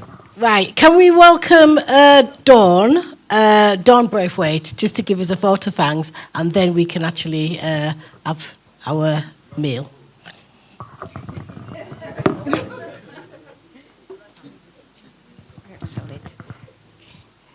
Ladies and gentlemen, good evening. I know we've overrun slightly, so I will be very brief. So it's been a pleasure and a privilege to be asked to deliver the vote of thanks after what I thought was a really good and uplifting AGM. So in much the same way that it takes a village to raise a child, it takes a village or an army of people to make an event such as this or an organisation such as this run well. So firstly, thanks to JDUK West Midlands Planning Group for taking responsibility for organising the event. Planning Group was led by Marcia and Jennifer, so thanks very much. Thanks to Beacon Church for sponsoring the AGM with free use of the church. And we've had the pleasure of the company of outer region guests from Nottingham, Nottinghamshire, Wales and Milton Keynes. And we know that they are precious on all our time. So we're grateful for you for making this event a priority and for spending the evening with us. Events are often fairly or unfairly judged by the caliber of its guest speakers. So we are immensely grateful to our guest speakers, in their absence, the Honourable Councillor and High Sheriff for the West Midlands, Mr. Wade Lynn, Mrs. Paulette Hamilton, MP, and to Rachel Dehaney. Thanks so much, Rachel, for that amazing and really encouraging speech from a young person. To Professor Levermore for your input on the Windrush Compensation Scheme, and to Hilary for just inputting as we've gone along on various topics. Thank you so much. So we want to give a special note of thanks to those who've provided the entertainment. So Mrs. Louise Garvey, thanks so much, and to Osiris B. Thanks to Mr. Tony Martin for his contribution as a returning officer, and Mrs. Yvonne McPherson, who dealt with registration as we entered, and to Liz for the food and refreshments which we are about to share. So organizations such as this are dependent on a growing and active membership.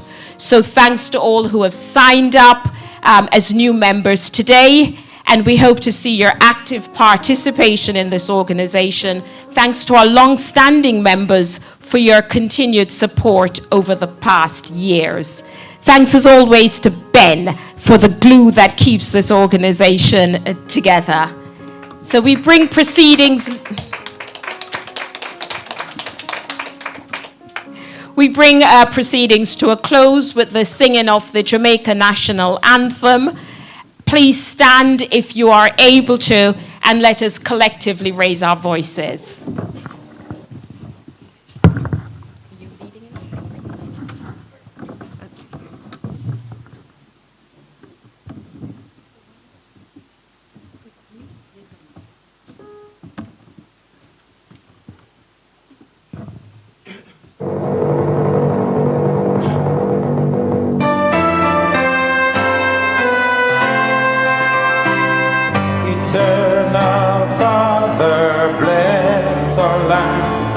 Guide us with thy mighty hand.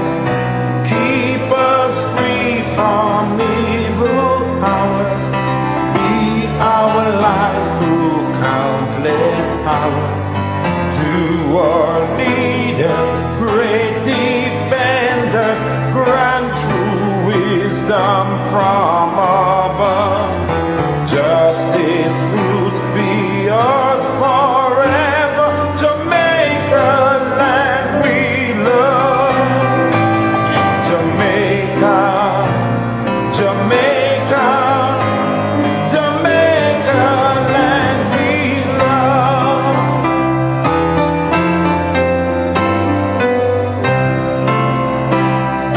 Teach us true respect for all. Stir response to duty's call. Strengthen us the weak to change. Give us visions, lest we perish. Knowledge sentence, Heavenly Father, grant true wisdom from above. Justice, truth be ours forever. Jamaica, land we love. Jamaica, Jamaica, Jamaica, land we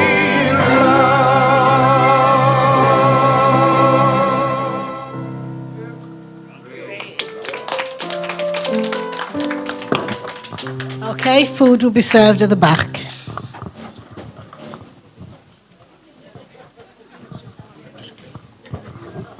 Could I just ask one of the ministers from the church to bless the food before we eat, please?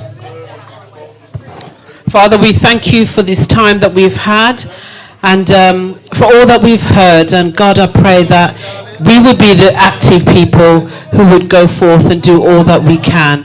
As we partake of this food now, we give you our thanks. We pray you will bless it to our bodies. Thank you for those who have worked and to put it together. And we just pray that it will be a blessing to us. In Jesus' name, amen. If you want to, just to get the food, just walk up the stairs here at the side, across the stage, please.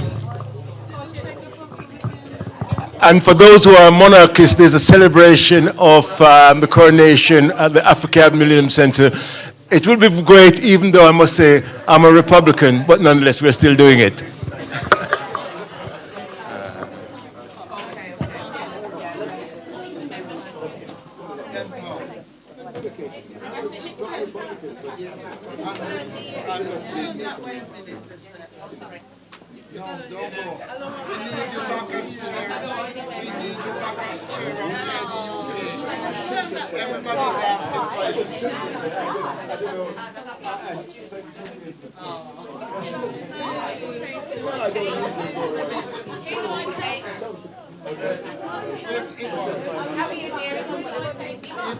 How are you, dear? Okay, you do well.